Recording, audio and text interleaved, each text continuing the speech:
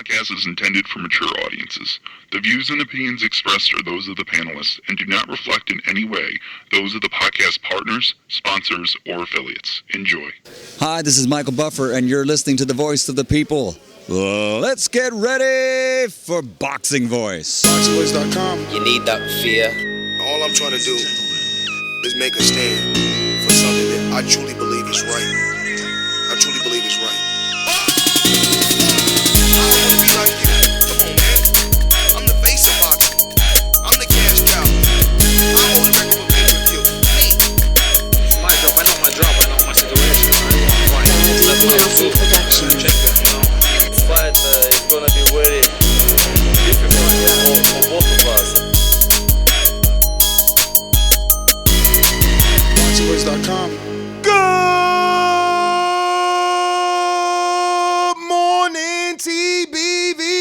Welcome back, ladies and gentlemen, to another morning edition with the Boxing Voice Radio. I am your host, Nestor Gibbs. Find me on Instagram at NestGTO, hashtag TBV Podcast, wherever hashtags are used to find the latest and the greatest in boxing. Today, we bring you the saga that is Terence Bud Crawford versus Kell, the special one, Brook.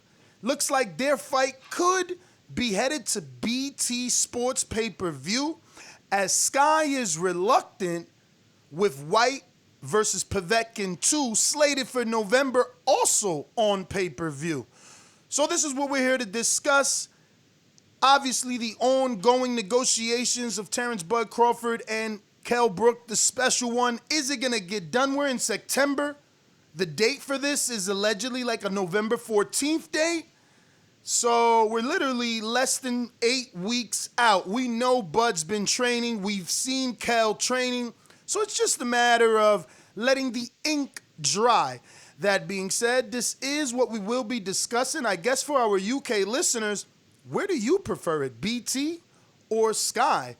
To us Americans, we frankly don't give a damn, my darling. It's going to be on ESPN, free 99 for us. But we're discussing this for our good neighbors across the pond. Not only that, but where it lands on pay-per-view definitely has to do with the final purses for both gentlemen. Obviously, pay-per-view means back-end money for the fighters. Let's talk about it. Mario Munguia, Corpus Christi, Alexander, New Jersey. Buenos dias, what's up? What up, what up, what up? It's Friday, September 18th, and we in the building. The best part of waking up is TBV in your cup. Good morning, y'all, man. Hope everybody woke up well. And yeah, man, it went from Las Vegas on ESPN now to BT and across the pond, maybe, huh? Well, not the fight, yes, the fight, but not the fight. You know, not the people. Like the pay-per-view, not the location. Exactly. It's or still the broadcast, gonna be not the it's still going to be a little bubble. It's going to be a bubble that's going to pop in their face. Why you say that? I know. What the hell? I don't know. Listen, he woke up on I don't the wrong know. side of Like the you bud said this morning. Yeah, trying to be a funny punter. Listen, like you said, it don't really matter for us what it's on, but that fact that it's a pay-per-view, I don't know. I think it's kind of like, it's weird. I think to me, yeah, it's not a fight that you would garner pay-per-view headlines for, but at the same time, I think it also speaks to the power of Brook. The kind of draw that he really is, which has been neglected a lot in the build-up to this.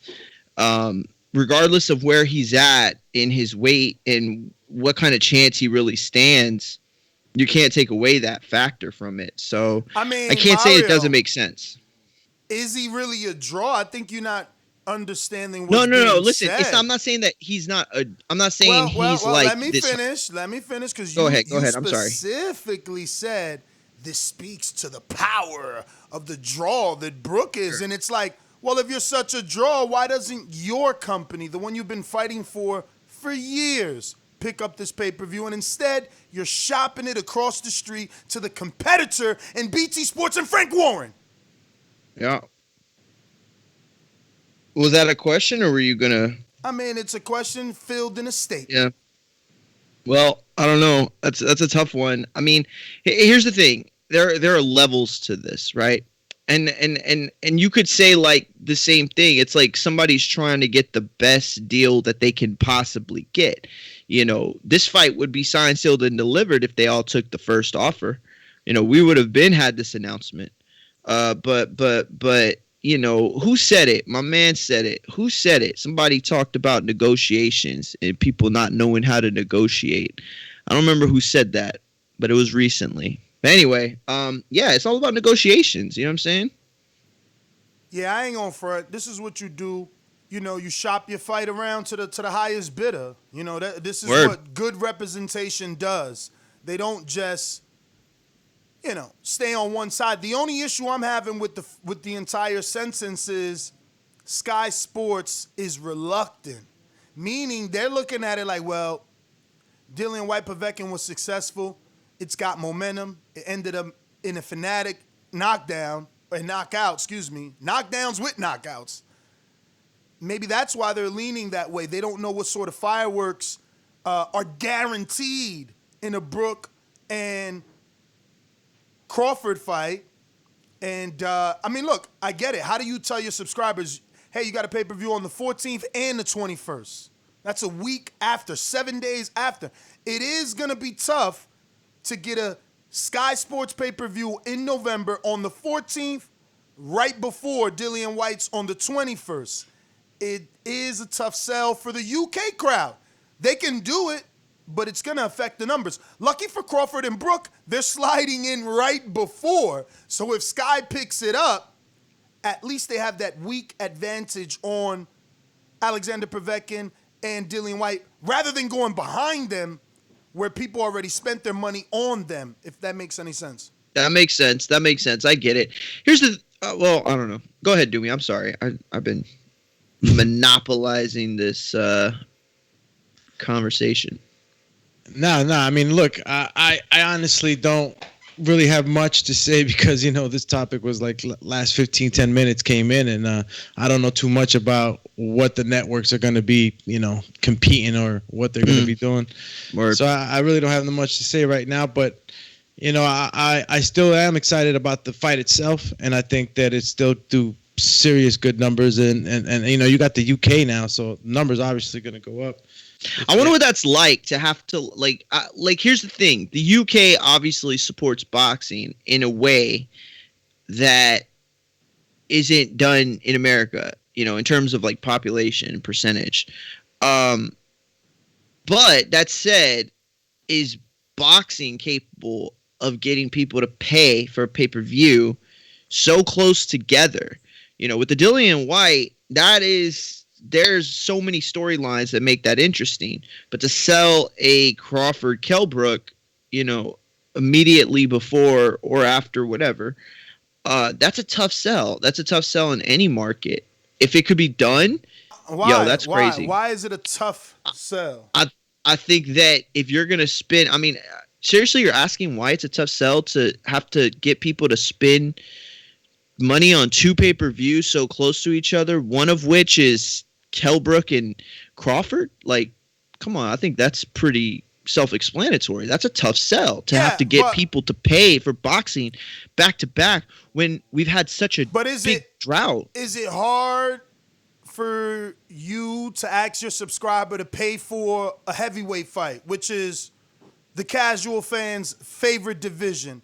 And then is it hard for them to come back behind that 7 days later and ask for you to pay for the number one pound for pound in the world? I think any other time it would be the pound for pound. It's like, you know, this is a special occasion. You have to pay for it. You don't want to miss what is a performance of Crawford. And let's be real, what he's on, an 8-fight knockout streak? Some crazy shit like that? Like, ain't nobody else doing that. I mean, we got to highlight that. I agree. I'm going to go ahead and say he's stopping Brook. You know what I mean? There's no way Brook makes that weight healthy and lasts 12 hardcore welterweight rounds with the pound-for-pound king, right? Like, even if he can make the weight good for weigh-ins and slap his chest, you know, give you all the chocolate brownie BS and propaganda, It's can he get to 12 energetic? Can he still be throwing chocolate brownies? And is Crawford ready to let go of his knockout streak? I highly doubt it. He's got a lot of built-up anger, in my opinion. Clearly my assumption only. But I feel like he'll take that all out on Brook. He's gonna be like in the corner. He's gonna have Brook in the corner. He's gonna like, I'm punishing you, Brook. I'm punishing you, Ness. I mean, Brook. No, I was playing. That's the frustration he's taking out. Nah, but yeah, he has been frustrated. I mean, we've heard the tweets. We've read the tweets, and we've seen all the other stuff that's been kind of like, it's been a lot coming against him in a sense, right? And that all that ammunition, man. When you get in the ring with a guy like Kell Brook, you're gonna want to destroy him. But I think Ness, you really think that that weight's really gonna affect his performance, right? Is that it, or do you think that just Kell Brook is just not there at that level to even give him a competitive fight to the 12th round? Bro, I think Kell Brook is probably still a decent fighter. I just believe that after 3 years of not campaigning at a division, it's a complete farce of a fight. How could you give a man credit for a welterweight win when the guy isn't even ranked at welterweight? We're like being nostalgic. No, but remember, he faced Earl 3 years ago. Remember, he was considered the best welterweight 7 years ago when he beat Porter. Like, get the fuck out of here, bro. Yo, when Earl went to go fight, I just don't want to be arguing. Feelings, right? We had the same feelings, right? We knew that Earl was gonna beat Brook, or did we say, No. When Earl was gonna fight Brook was only coming off of one loss. He had a broken orbital bone, and there were plenty of audio that he couldn't make the weight. Eddie wanted him to move up back then and vacate the title. And he kept saying, "No, I want to defend. I'm not giving up my belt." But there were dozens of interviews on IFL back then. After I'm the saying, Brook we fight. gave Earl that credit. Why can't we give it to Terence, man? Come on, man. Tell me you playing devil's advocate. How the fuck you gonna? No, I'm not. 36 months later, you want me to give you credit for fighting that welterweight? Get the hell out. Not Kell. I mean, I'm talking about giving Crawford Exactly. 36 months later, I'm going to give you credit for beating a dude with 2 broken orbital bones and it hasn't done shit since then? Come on, bro. I see where you're going. So it's a little more watered down in a sense, right? Earl fights him with 1 broken orbital bone. He fights him with 2. It's a motivation. I mean, not a motivation. It's a promotional tactic. It's like, everything is okay. He's not a real welterweight. It's okay because it's a common opponent. He had 2 broken orbital bones. It's okay. He's a common opponent. You know what I'm saying? He's not the best that he was. It's okay. He's a common opponent with Earl. It's going to look good. All right. So we got to believe them. I mean, ever since this came out, I've been at it saying, no. He ain't a welterweight. If you want to fight him, do what Floyd did. Floyd said, I gave y'all the blueprint. Do what Floyd did. What did Floyd do? Fought Cotto at 54, gave us a good fight. Cotto took blood out of Floyd. They called it one of his best performances. Why? Because he ain't had to worry about being weight drained. He ain't had to worry about making weight.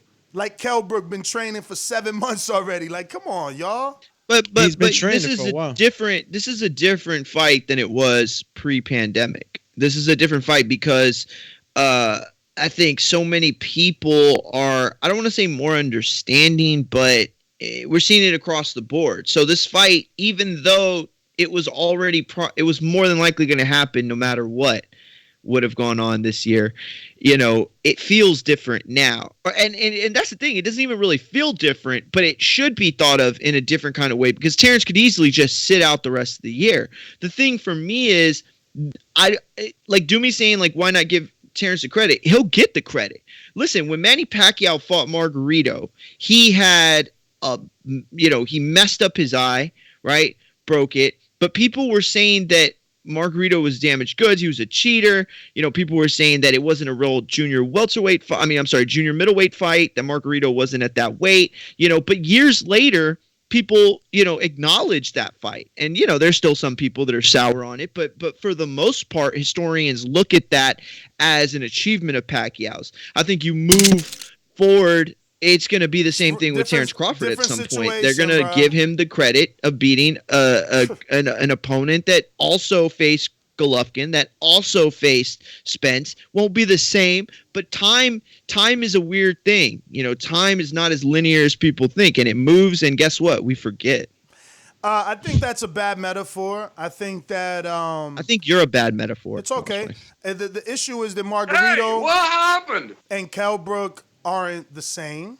They've never been perceived. First of all, I think I don't know. I don't want to even say this again when I was wrong I think Kell Brook's better. I was wrong with Valero, but I don't even think Margarito's won a full title. Maybe he has and they took it, but I don't remember him holding it. Oh, my bad. I thought you were going the other way with this. So I don't think Margarito is Kell Brook. I don't think Pacquiao in that situation is Crawford, right? Crawford is perceived, of course not, perceived the favorite and super elite. Pacquiao was considered the favorite and super elite in that fight, but there was an element of danger because of who Margarito was and how big he was. This guy over here falling for pay-per-view. Let's also not forget into that bullshit. Let's also not forget that Margarito was heavier. He was heavier and bigger. That I'll give you. And fighting at a division above, and that fight was at a catch weight. Damaged goods. Excuse me. He got caught. That fight was at a catch weight of 151. And again, Pacquiao was a smaller man where Crawford isn't. Pacquiao's moving up to a catch weight for Margarito. Not Margarito moving down. Hold on real quick. Did you really think you talked? This is my turn. So Pacquiao was moving up, challenging himself, facing a heavier guy. Not this scenario, telling a heavier guy, yo, come lose weight after 3 years. No. Pacquiao challenged himself, and Pacquiao broke his orbital bone. It wasn't that he was damaged good. Damaged good's my ass. No. Hold on. He's not finished yet. I'm not. He wants to keep going. Hold on. Because obviously you guys don't remember boxing history. Pacquiao broke his orbital bone. Then Cotto got the rematch and beat him. Let's not fuck that and forget that. Pacquiao broke him. It's not this situation. If you want to make it this situation, well then this is Gennady versus Kell Brook, and Gennady broke Kell Brook. This is not. Pacquiao is not Crawford. So no, I'm just trying to. Also got credit for beating Margarito, by the way. So after later. And why did he get credit? But that's my point. Why did he get credit? No, it's again bad example. That was built. No, that's my point. The metaphor might not line up perfect. But that's my point, and you're missing it, is that time gives people the benefit of the doubt. The Pacquiao fight at the time, if you're plugged in and you're a hardcore, you know that was a bullshit fight. That was a bullshit fight. It was not the fight we wanted. It wasn't close to the fight. I'm gonna disagree with you a little bit because bullshit junior middleweight fight. I gotta agree with the fact that he was the one going up in weight. He didn't have all these advantages. He was willing to negotiate on that, so he was fighting at a catch weight. It was also for another divisional title. He was moving up to accomplish something. He wasn't just making a fight like what we're talking about right now. No, and absolutely got to give that. But it's what's being negotiated between Kell Brook and Terence. I mean, if they're not negotiating on a catch weight, they're just not negotiating at a catch weight. I can't just automatically say that's one of the things that's going to water down what he's doing. It's just, there's money involved and negotiations. I mean, I'm pretty sure that in any given moment, the boxer's not going to give the other guy the advantage if he doesn't want to. Pacquiao obviously felt like he could blast through him. Pacquiao had no problem, and I'm pretty sure you guys. I don't know if it was you and Mario that when we talked about Pacquiao fighting Triple G, you're like Triple G is gonna get smashed by Pacquiao. So it's a comparison to what Margarito was. He was the bigger guy and everything, and I'm pretty sure you guys felt like he was gonna smash him. You didn't feel like Margarito was gonna beat Pac-Man, but there was that air of danger because Margarito's known as that come forward, punch you, don't stop, cardio to the gods. All that. So it was different elements. Listen, my man M Stacks. I raised my hand. That danger was real, and I'm sure anyway, that danger was real, Doomy. For you, if you don't know, and for those that don't know, he broke Pacquiao's rib. Pacquiao broke his orbital bone. It was a very, grueling fight. So people just talking because they ain't watching. Listen. My man M Stack said it best, okay, in the chat. He said that was a cherry at the time. This feels like a cherry now. Both men will get credit. Pacquiao gets credit all these years later, okay, but at the time, it was a cherry. Super chatty, real quick. Yeah, it was a top-ranked diet. It was such a cherry that before that fight, only dudes to beat Margarito was Paul Williams, living legend, that his career tragically came to an end due to a motorcycle accident. He was on the brink of a pay-per-view, signed, sealed, and delivered with Canelo in the height of his prime. Thank you, Al Heyman. Keep going. Okay. He beat Shane Mosley. He beat him before Pacquiao and Shane Mosley. Now let me give you all the narrative that Ness isn't giving you. When Shane Mosley beat him, it was perceived that Margarito had been cheating for years. In the Cotto fight, people started taking every win from him. So when I say he was damaged goods, I don't mean that he was a beaten fighter, broken in the physical sense. I don't mean that what happened after the Pacquiao fight applies before the Pacquiao fight. What I mean is that mentality, that perceived notion that we had of how dangerous Margarito was went out the fucking window. Okay, and it was gone. So if you're going to sit here and say that you remember that time correctly, then you need to. I think you're missing that point. Real quick, super chat on the run right here out of Mexico. Intrigue the Incredible says the difference between those fighters and Bud is that Bud is the only boxer known to have started a pandemic. The Budabetes, quote unquote, laughing emojis. That's funny. Jared Lloyd, right on cue, says the Trash Wizard, a.k.a. the Nebraskan Hillbilly, will lose to Special K. Brook has more crack than the legendary Green Beans.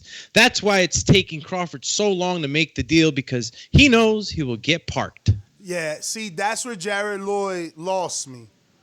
I will never go on record saying that a weaker opponent will beat Crawford just because I'm not happy with what Crawford is doing. You still got to see the skill and everything that's stacked against Brook. Like, making that weight after 3 years, that's going to be serious. Can he do it? Hell yeah, man. You know, bodies are amazing, and they can do some amazing things. We know from childbirth alone that the body can get crazy and come right back. So, you know, all credit to Brook for trying. You know, at the end of the day, I can't act like this is a cash grab. He could be trying to go one last shot at legacy, and it just so happens all out. Yeah, it just so happens to be possibly the last fight of his career due to the level of opponent and, you know, just the stage of his career. So if he takes a bad beating, I could see him walking away, bowing out gracefully, like, yo, I did enough, chocolate brownies, we hanging him up. You know what I mean? Now look, man, he's gonna be in there, and this is my thing, right? Like K, like Lloyd said, like I think that Special K, you know, Kell Brook, he does have a pop. He does, you know, he has some pop, but I think the range is just gonna be the whole story of this game, man. The control of the range. Crawford's going to control all of that. I don't know about who hits harder, but the range is going to be, I think, the biggest problem for Kell. Look, it's an interesting fight. I wish this was, you know, not a Brook with 2 broken orbital bones and not a Brook 36 months out of the division, because he is a big dude. He held the hell out of Porter, you know what I mean? So he knows how to clinch well and nullify your inside work. He does punch hard. He got Porter's respect. You know what I mean? He uppercutted the hell out of Gennady. I almost thought it was going down when he landed the uppercut. Michael Myers, Triple G and shit. But he's just, I just don't believe. I'm not saying this is fact. I'm not saying this is true, and neither am I trying to belittle Brook. I just don't think at welterweight he's there. He's going to have to prove it.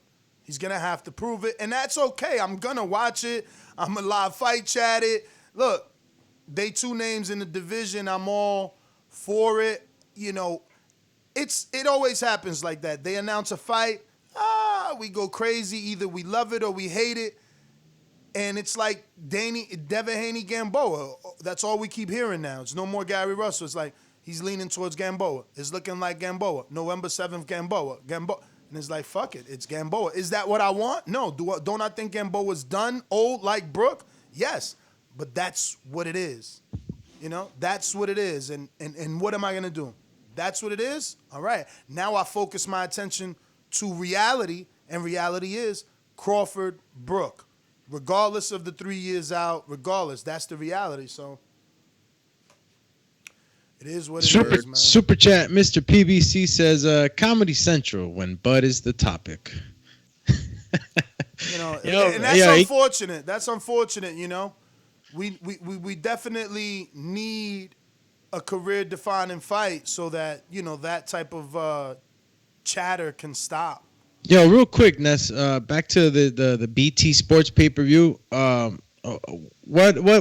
does that mean for the American audience? Because like, you know, I'm not nothing. I mean, this fight will absolutely be on ESPN. So, you know, as long as they don't make it an American pay-per-view, which they already said they won't, we're good. This BT only affects American Bud fans who care about what he's making purse-wise. This will be a secondary check, you know, for Bud and Kell Brook. And this will affect the UK pay-per-view viewing audience on whether they get to see it on BT Sports or they get to see it on Sky Sports. And that's pay, right? Pay. Yes, box office. It's going to be 35 euros, I think is the suggested.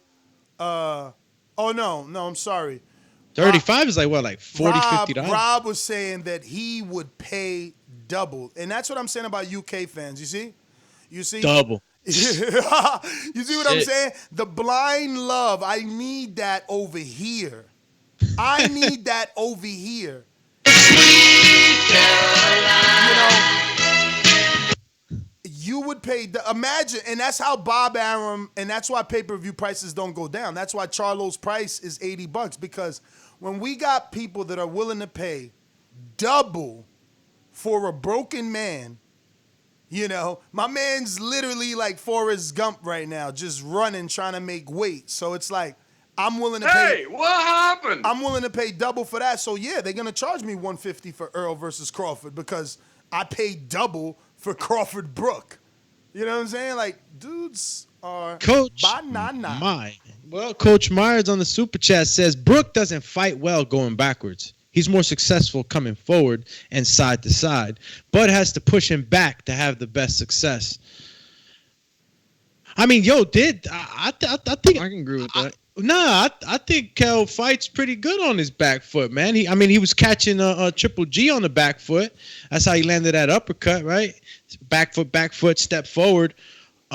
He's been against guys that have pressured him. So, I mean, guys like Porter, you know what I'm saying? He knows how to nullify that. So, I mean, I don't know. Correction. He says he would pay double, meaning he would pay for Povetkin and Whyte and for Crawford Brook at 35 euros each, which is, I thought 35 was a lot. I thought they paid 20 euros over there, or 25. Jesus. Let me check the exchange. It's probably like $50, right? See, Simon Contrell is saying in the chat that they pay $19.99, which comes out to 25 US. So I guess Rob is just throwing Top Rank an extra 15. No, he's throwing them an extra 15. That's how much he likes those two fights.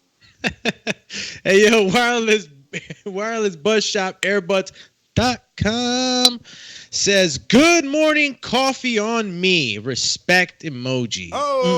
And shout out to Jay Hardcore for the daily reminder. Don't forget, we have a TBV Fantasy Pick'em League. If you like fantasy boxing, well, this is the spot for you. You can join the amateur league and have your shot at winning these beautiful wireless earbudshop.com earbuds, courtesy of wirelessairshop.com. Yeah, so you can get these plus the prize. Wink, wink. All righty then. So yeah, man, look, I don't really care at this point. Like I said, this is some UK pay-per-view news. we've been hearing Brook for so long. I'm just ready for them to say it's done, so we can start focusing on our attention on who's gonna win, training. You and said everything 7 else. months. He's been training for 7 months already. Kell bro, Brook. Bro, I think he's been training longer. When did he not bump into? He came to talk to Bob at ESPN. It's been a couple months, man. No, exactly. It was last year, I want to believe. I want to believe it was last year that he was in ESPN, and there's pictures of him and Crawford together, and video of him and Crawford together, and him telling Crawford he wants to fight, and Crawford telling him if you really want to fight. So he ain't walk up to Crawford for nothing. Like, he been training. You could, if you follow him on IG like I do, he's been training. Yo, how long have they known? I mean, Bob, the first time he presented this fight, it was a few months ago. I just want to know how long they knew already that Top Rank knew already that, Bud was going to be fighting Brook. Bro, Because all you got to do is Google search Crawford, and whenever you see the first article saying Crawford potential opponents are Earl Spence, Pacquiao, Oh, yeah, that's right. Thurman. He put like Thurman, Ugas, Ugas. He put 13 people, but the last one was Brook. Funny how all 13 are eliminated, and the only one last man standing is Brook. But look, man, it's like I said, I'll take it, bro. I'll take it. Because you know why? These fights can be interesting. Sometimes, you get those situations in life where what you expect is the unexpected. You know what I mean? So we could be expecting Kell Brook to be washed, finished, having a difficult time making the weight. Maybe even Crawford can expect that. Like, this guy will never be 100% of himself. And then all of a sudden it is. Maybe Kell Brook took some sort of motivation, some sort of inspiration from Mean Machines, a.k.a. Kavalaskis, Crab and Lobster, right? He dropped them. We interview purposely fighters and ask the question. They all feel he got dropped. Kell could be like, bro, I got to be better than that dude. I would never have a draw with Ray Robinson where the world people thought I lost. I'm not saying that's true because he had a fucking trilogy with Carson Jones, but hey, who am I? Well, let's go. I don't think you're... Oh, I'm sorry. Go ahead. Okay, now Super Chat. Izzy on the Super Chatty. He says, I'll take Bud. You take Special Gray. Loser gives $100 Super Chat on the following Monday morning show. Support the show. Everybody wins. Any takers? Hell no. Damn. He Clint Eastwood right now in the good and the bad and the ugly and shit. Nobody's taking that, bro. Listen, anyone betting on Brook, the smart advice, take the odds, bro. You do a straight up bet, you a straight up loco. Vatos loco forever. Yo, you know what's weird? They don't have that movie anywhere, Blood In, Blood Out. It's Crazy. like on no streaming service. I even tried to look it up on Apple iTunes, old school, and it was not there. Watch this. That movie's gone. Watch You this. crazy. I broke out. Bruh, I wish you ain't gonna find it. wish We can't I got- see that scene. I wish I got money from Xfinity. How much I love them. I talk about them, but I'm gonna show you the power of Xfinity. I promise. Look, listen to me. It's gonna come. What's gonna come up is a movie called Miklos, Blood In, Blood Out, which is a documentary on. Damn, I can't remember the director's name. The guy that played. Miklos. Yeah.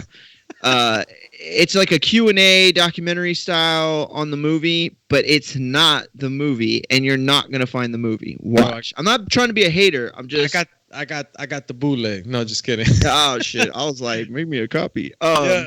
Real quick though, Big Supermax on the Super Chat says tune in Sunday to Patreon for the first TBV rewind. Yo, Supermax, you could totally put that in the. I mean, look, I appreciate the support, but we know all that you do, so you could totally put that in the pre-pro for us to remind the listeners about that show. It is in our best interest as well. But regardless for the super chat, thank you. You the champ. Jarrett Lloyd on the return says, Bumlord Crawford, a.k.a. the neighborhood garbage man, will pay for all of those years doing the pedestrian tour. Karma is here for all of the common man assaults. Hit that Carl Thomas one more time for the Bud Tender Tears. Well, Mario, you were right, bro. I never seen that happen. Me neither, bro. Me neither. Like I thought for sure iTunes. I literally search something and it'll come up. It'll just be like, you gotta rent it, you gotta buy it. Yes. I've never seen no information on this program. What the fuck? That's crazy, right? oh, you want to that's see what- the you know, OGs? You want to see the well, OGs? You got. I don't know. I don't follow politics, but it could be something to do with this whole new wave of era, like where things are too much now. You know, I hope you're wrong, but that's exactly what I thought Man, too. things I was cannot like, be too yo, much. they trying to stifle the Chicano movement, bro. Come on. yo, I'm telling you, bro. I was listening to Jay-Z. I don't know when the other day though, and I'm like, whoa. Some of the shit he's saying, you know, they would be ready to kill him right now in this day and age. Like some of that stuff, LGB would be on him, and you know, he would have to go underground. Word. So, You're right. I think even Biggie. I think everybody. Biggie has said some wild. So, yeah, but wow, you're right. That is insane. I never not found what I was looking for. Is the Miklos documentary up there now? Nah, that didn't even come up. Oh, that Let me wasn't up try there that. either. He ain't That's even on get the Prime. That's documentary. on Prime for free right now. I watched it last night as I was falling asleep. I also watched. Y'all ever Nah, see bro. that movie called Mom and Dad? No, not Mom and Dad Save the World. It's a movie where it's like a magic remote, and the parents get stuck in TV. Is And it an 80s movie? It's like an 80s, like early 90s What's movie. the name? It's called Changing Stations? No. It's with the guy that died. Dan Aykroyd? SNL. No, Dan Aykroyd's not dead. Oh, Robin Williams? From SNL. No, from SNL. He was he was murdered by his wife What the with a hell? knife. I don't know who's that. All right, Champy. Anyway, I Super forgot. chat. but that's a good ass movie. Coach Myers on the super chat says, Doomy, Brook had success with Triple G in the center of the ring. When Triple G started pushing him back, he started landing. Same with Earl. Success in the center of the ring until Earl started pushing him back. You know what? And it was moments through the fight, but what you're saying is super true. And what do you do when you got a fighter that's used to just pushing forward? You push the bully back. We've seen it in Tyson Fury and Deontay Wilder, right? You got to be able to fight, but there's a risk you take fighting in the center of the ring with a puncher. So, it was just pockets in the fight. But I do agree with you, brother. Yo, for the record, it wasn't Phil Hartman, but that's what I was describing. But that's not the actor. It's called Stay Tuned. Thank you, M Stack. Stay tuned. Damn. Yeah, it's like there was like a big satellite in the backyard, and it sucked the parents into the TV. And there was like an evil Wayne's World. It was called like Dwayne's World, and they were zombies. Nope. Really? Wow. All right. Maybe that's shit. All right. I never saw that one, bro. Better than Click. I was getting a picture of Honey, I Shrunk the Kids for some reason in my head. Oh, that's yeah. And honestly, it's like that era of movie. Like the kid looks like a grown-up version of that kid. They're redoing that movie. What, Honey, I Shrunk the Kids? Yeah. And what's his name's coming back from Rick Moranis? Yes, I didn't know that he stepped away because his wife died from cancer. I had no idea, and that's why. Because I've always wondered. I'm like, bro, what happened to that dude? He was like the nerdy underdog in all 80s, early 90s. Feed movies. Me Seymour. Yeah, and I was like, man, Shop what happened to Hard. that guy? But somebody told me my wife sent me a BuzzFeed article, and it's like supposedly his wife had passed and he just stepped away, but they're redoing. I don't know if it's like a sequel or they're remaking. I don't know. I know he's in it though, so It's gonna be a remake, and he's gonna cameo on it probably. Oh, that'd be dope. Yeah, but real Fan quick, service. TJ on the super John chat. Ritter, John Ritter. that's who it was. All right. TJ says, I love BT coverage of fights. It ants me up. Sky? Nah. Damn, really? BT has some dynamic I gotta start paying attention to that. Have I even ever watched the BT Sports? I probably have, and I didn't even like know what was going on because it's gonna be on ESPN here, right in the States. It's just BT is the broadcast like in London, right? Out there. Yes. Yeah. See, got me on that. Got me on that. Yeah. Who was that from? That was from TJ. Yeah, TJ. So TJ likes the BT coverage. I guess Sky is a little bit bland on the broadcast. You know, who's the talk? I mean, you know, the broadcasters. I don't know, man. It's been so long since we haven't had to watch it, or since we've had to watch that stream, like because we get to the DAZN fights. But yeah, I don't know. I always did like Sky. I don't mind. I enjoy the BT YouTube, like boxing filter. They put out a lot of content. Shit ton. Man, it's crazy, right? Because we juggle through so many platforms to try to get our boxing, man. It's just crazy now, bro. It's getting even more crazy. This is exactly why I'm saying that instead of us wishing on a downfall of DAZN, we need to wish for new leadership. Whoever you think that leader is. If you're a top rank guy, wish for DAZN to call Top Rank and join forces. If Al's your guy, wish for them to call Al and drive that vehicle instead of that vehicle completely leaving boxing. You guys are some fucking morons sometimes. It's like, oh, DAZN, ha ha. All because it's associated with Eddie in some minuscule way, they laugh at a discount. Like, do you want to pay $100 a year or do you want to pay 80, how many times a year? How many times? How many pay-per-views do we got just in this final quarter? Earl and Danny, Wilder Fury, Brook now Khan, or rather that's for the UK, but we got, what's the other one over here in America? Charlo's. Like, we got pay-per-views, bro. Wish for new leadership, guys. Wish for new leadership. You saw that Charlo infomercial on the fight that I sent on a pre-pro nest? Oh, I saw that. That was dope. No, I saw the video they made that it was like a whole, you know, the Rise of the Lions or something it was called. No. What Doomy sent was a commercial from last night's basketball playoffs. Yeah. The NBA game.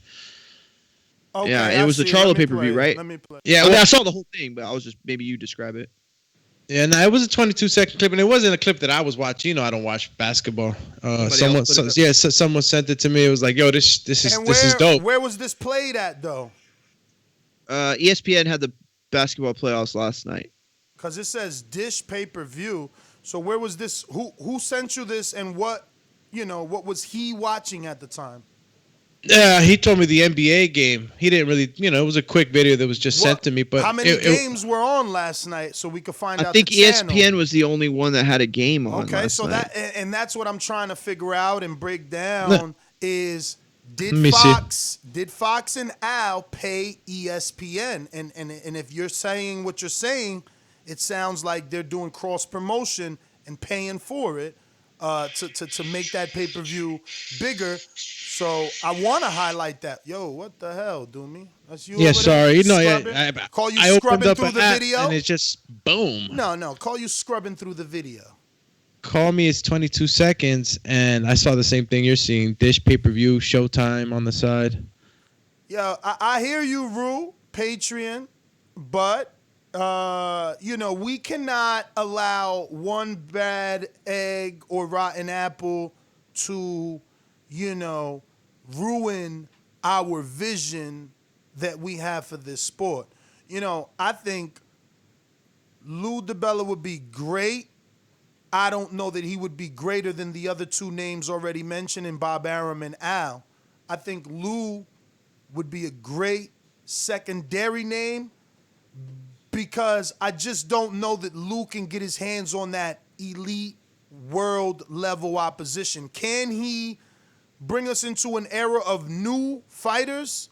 Because he has an eye for talent and he has a bunch of shelved talent. And obviously, if he's at the helm of DAZN, maybe he can bring new talent. Absolutely. But I think my guy, my savior for DAZN and boxing as a whole would be PBC. If you had PBC on DAZN with the already other promoters, I'm not saying eliminate them in any way, I'm saying give someone else the wheel. Give someone else the wheel. Let them drive and be part of the zone. And that guy is either Al or Bob because they have so much inventory. It would be an immediate influx of fighters and fights that could be made. You're bringing Gary. If you're Bob, you're bringing Crawford, Vasil. You know, you're bringing all those people. So, you know, unfortunately, they thought $1 billion was going to buy them 1 billion fighters. And that didn't happen. That did not happen. No, it didn't happen. You know, I think Izzy made a really good point, and you could take this how you want. I take it a very specific way. Maybe you might take it different, but DAZN feels like, or I think we're better off if DAZN is like ends up being like the MySpace of boxing streaming content, and in the sense that we need a Facebook to come along, someone that tightens up those corners, someone that's able to give us everything under one roof, and a platform that really understands what streaming is and where it's headed. I think because DAZN for was supposed to. I feel like DAZN is like a secondary YouTube in a lot of ways. It's better, you know, but that's what we really use it for, do we? Yeah, At least I do. I feel you, but I feel like DAZN is supposed to be the new platform. Is supposed to be that trailblazer, and you know, with everything that's going on, I'm not going to blame it all on the pandemic, but with everything that's going on, it's had a halt in a lot of things. I mean, the whole world stopped. So, you know, I'm just considering everything that's going on before I crash down on DAZN, you know, so much about what they can do. I still believe that the platform can do something, and you know, and another platform popping up as big as DAZN. I mean, how many billionaires are, you know, going to throw money into another platform like? And I don't think they're broke, man. You know, they spent, I don't know how many millions. I forgot where I read, or if somebody sent me something. I don't know. I read so much things. They spent like millions in their German soccer program. So how are you spending millions and millions and millions, and you're supposed to be broke? That's the thing. They did have layoffs. It's that boxing fans are short-minded. It's like they think because short memory. They think because boxing on DAZN is failing. DAZN is huge in other countries. Well said. And in other sports. But we got some super chats. Super chatties. Trenton Jones, he gonna be like, yo, why you call me that? No, TJ, YouTube coverage of the before the fight, phenomenal. I guess he's talking about BT. Right before the coverage before the fight. Yeah, he loves it. Yeah. I agree with him. BT covers YouTube. I mean, BT YouTube covers fights crazy. They all over it. They do a lot of coverage, a lot of you know, network, all that. No, everything. They create shit. Like they send Coogan to the gym. They doing something daily. They got what's my man named, the former Tyson Fury trainer? They got him giving his every day is something different. Every day. They in the gym shooting punches, showing you what the fight would look like with different fighters. Nah, they go all out, man. They really do. BT No Filter, I think it's called. It's pretty good. TJ comes back around and says, never wanted DAZN to fail. Just realized it ain't smart nor sustainable. People laugh because we said what was going to happen, and y'all ignored us. Now look. Yeah. I mean, look, they still telling you. Let's just said it, man. Look, just because the sport of boxing, the program within their budgets for that program is kind of, you know, a little bit, you know, what can I say, choppy right now. It doesn't mean that the rest of the platform with all the other sports that it cover is failing. But Davidian comes through, says, but wait. Because I'm not asking him to super chat for this answer. I'm asking y'all, what do you think he means by not smart or sustainable? Like, and this is what I'm saying. Who isn't it smart for, and who can't sustain it? I took it as this. It's not smart. The business model they had of throwing money around, and that's not sustainable. That's how I took it. So how I is don't know that if that's different? what he meant. How is that different from what Al did and all the stories of Al Heyman boxing going bankrupt and withering away Waddell and Reed's funds, and Al Heyman is nothing but a charlatan and stealing money from networks time after time. You see, the boxing fan is fickle. They forget those headlines. You understand? They move on to the next dude, whoever they can crown the next villain. And when Heyman started PBC, they said the same exact. He's overpaying. They sued him. At least Dazn and Eddie didn't have it that rough. Motherfuckers always want to talk shit about how but bad you it gotta chill on was. TJ though a little bit, because what he's saying is exactly what you're saying. He's saying that it's not sustainable what they're doing. They have to change the platform a little bit, and that's exactly what Al did. You know, we don't see any more red and blue crazy ass, American Gladiator stages. We don't see these elaborate things, these walkouts that we used to see. He scaled back. Mario, and that's good. And that's what Dazn needs to do. And that's TJ's point. He scaled back on production. That's still money spent. You're talking about because we knew, because writers were they would get a hard on to write something negative about Al. So they literally told us how much it costs to drive the stuff, the little PBC thing, like, it costs $100,000 for truck drivers to take it from one venue to the other. They were looking for ways to show you that Al was failing, but what happened? Nothing. His fighters are still getting buku amounts of money. Well, nothing. That's not true. Something what happened. happened? He scaled back. He made things more sustainable, as the word that TJ used. Okay, I so disagree. PBC is in a better place today because of those early failures. Let me tell you and what guess he did. what? Guess what? All businesses go through that. Hold on, Doomy. We got a little debate here, but let me tell you what he did. You could jump in after me. This is what he did. Again, I always go back to the block, right?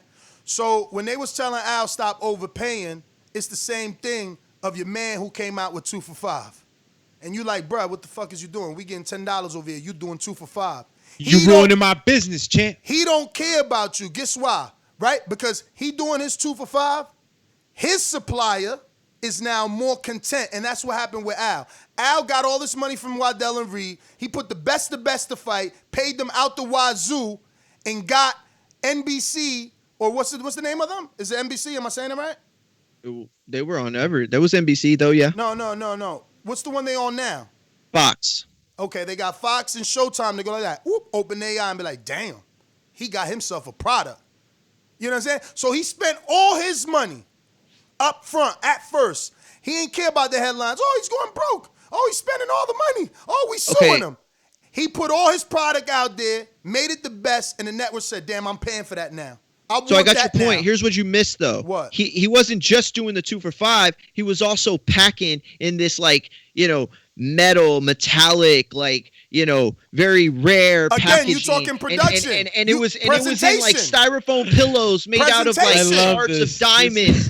That's what he was doing. And then he said, you know what? All they really care about is what's in the bag. So why does the bag need to be something more special than not? It doesn't. So we're going to scale back. That's what TJ's ultimate point is, I think, with Dazn. Mario, it doesn't work. You're right, because it's different. Can we agree with your second metaphor now that you are talking production? He scaled back on production. Admit but it's still money is my whole thing. It's still money. When you look real quick, just so I can say, you can scale up, you can scale back. The point of the matter is that Al Heyman is a savvy, shrewd businessman, and he does know when to scale up and to scale back. So whatever you want to say, about him scaling back is just a matter of being a good businessman and knowing what to do at the right times. When Floyd, the only time I saw some crazy walk-ins like that, crazy. I guess it's because it was the craziest, right? The one that Floyd did, where he had a circus come out with him and stuff like that. I think that Tyson's and Wilder's top it, because Floyd was crazy and he did have a circus and they traveled through the whole arena. But he gave the people the experience, dude.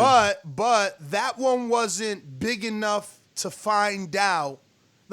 It wasn't extravagant enough where a writer decided, you know what? I'm going to uncover the story of how much it cost Floyd to do that. But they did write stories about Wilder and Fury's ring entrances and how much they cost. So until they uncover Floyd's and all of a sudden it's more than the $65,000 that Wilder, that Fury paid out his pocket to get that freaking throne in the air. It's money made, man. And I know deep down that money made trumped all of them on that bank. He spent money on that. Yo, $65,000. He had a circus. Come on, bro. He had a circus. Nah, but how much is that? It wasn't just a regular circus at at the local park, man. It was a dope ass show. What was the rumor that they said Wilder paid for that ring entrance outfit alone? The suit, right? Alone. So that's what I'm saying. Like, yeah, I don't know, man. I don't know. Look, didn't Amir Khan wear like $50,000 shorts to fight one time and then donated them? I think so. After the fight, like. Listen, $50,000 shorts, $1 million boxing. I think Amir Khan in boxing history has donated some very expensive shorts and his chin to Danny Garcia. Yo, you wrong. You doing it because Mario's on, Chad. Hey, what happened? Yo, let me just get to the video real quick before you two go at it. Hey Mario, are you talking about Phil Hartman? So great comedian. Great comedian. I was actually talking about Phil Hartman, but I meant to be talking about, damn it, who gave it to me? M-Stacks told me who it was. It wasn't Phil Hartman, though. That's who I was describing, but that's not who was in the movie. I got the two confused. It was a guy who's on a sitcom, and he died from a heart attack, I think. John Ritter. John Ritter is who I was talking about. But Phil Hartman was, Jesus, what a great comedian. What an era of SNL. That was just the best. I got to put the face on that name. Christopher Brooks on the Super Chat says, why Brook a farce today when you on the record saying it was acceptable you see 6 months ago on your own show? Just asking, or are you trolling a little? Guess that was for Ness. That's the Ness, definitely. Yeah, that's the you want me to repeat that one, Nah, JP? I'll read it. Why Brook a farce today when you were on record saying it was acceptable to see? Acceptable in the sense that we know we ain't getting nothing else. Just like I said today, like I'm ready for it to be signed, sealed, and delivered so we can move on to the fight. Like I literally said today that there was 13 other opponents and Brook was the last on the list, and magically he's the last on the list. Like I don't know what you mean, Christopher. Well, Coach Rivera on the Super Chat says, we need a Mexican soccer commentator in boxing. That would make you jump with every punch, not like the sellout that only talk trash about the B-side. Damn. Imagine Who wants somebody to be like, Boca!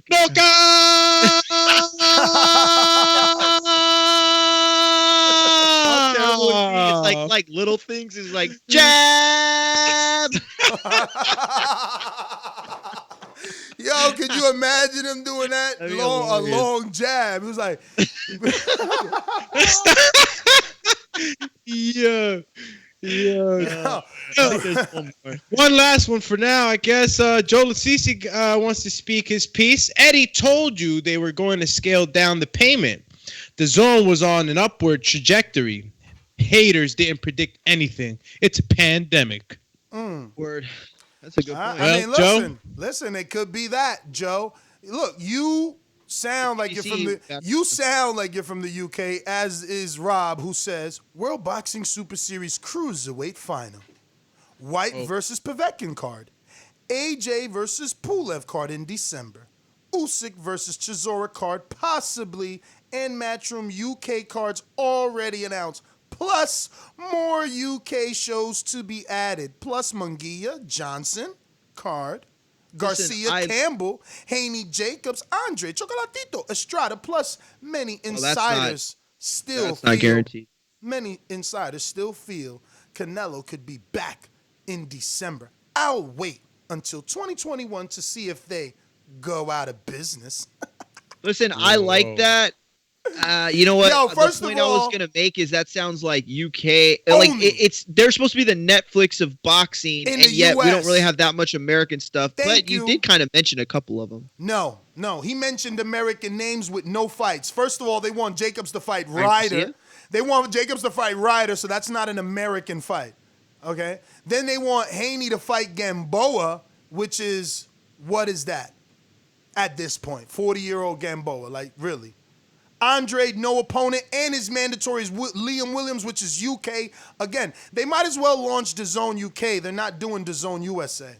No. And listen, I don't have any problems with the with what we're getting, whether Garcia it's Campbell. strictly UK or whatever. But I was sold on the idea that this was going to be the Netflix of sports or boxing or whatever. Like, I expect some versatility in there. Now, there is some, Chocolatito being at the very, end of one weight class almost. And then the heavyweights like AJ and Povetkin. Povetkin and Whyte and all them. So, I don't know. There is some versatility there. I don't know. I can't really disagree with Rob. That's hard now. I was ready to, but they are giving us a decent amount of variety. Mr. Super PBC, chat. Yeah, Mr. PBC says, Baby Boy Bud, the buffoonery, about to duck John Primetime Porter. No clapback. Just like the zone. No cashback. Triple O, so sorry. Mario, what's up? do you remember if I wanted Formella versus Porter? Yeah, Yes. you did want it. Thank- You wanted him to thank go you. for that title. Thank you. People be trying to, they be so mad, right? What is that from? Why did you bring that up? Because I'm hating on all the UK heavy DAZN fights. So they like, oh, so you wanted Porter versus Formella? I'm like, of course. I'm on record. Silly Billy. Yeah. We all agreed that was Silly the best Billy. move. You know Chan. No, why that was I- a good one, you know- but there's you a know why point to I be made wanted there. it? We didn't You want know why I Irislandi wanted it? Lara and a bodybuilder. That was the main event we got the other day. We didn't want fuck. I can't remember. Never mind. But it's a point. That's the thing is not every show is a big show. You can't hold the zone to standards that you don't hold to others. I get that, but let's be real. The zone is not producing in that same kind of way. But at the same time, listen to what Rob said. Like, he gave us a fucking lineup. Yeah, for the UK. If we're not getting Let this on me- USA anymore, You're right. They must be, very, very unhappy with the negotiations of everything that they did with the USA market. that. Yo, No, can I I think just you're break right, but this why do you say down? Can I just break this down without interruption? Let do me real quick finish. He hold on. He wants the scepter. I was just Okay, going to go ahead. You know what I'm saying? He wants to break it down. I want to learn. Let's go. No, I'm I'm beauty. just talking about these fights that Mario keeps. This is the second time bursting out. Oh, he gave some great fight.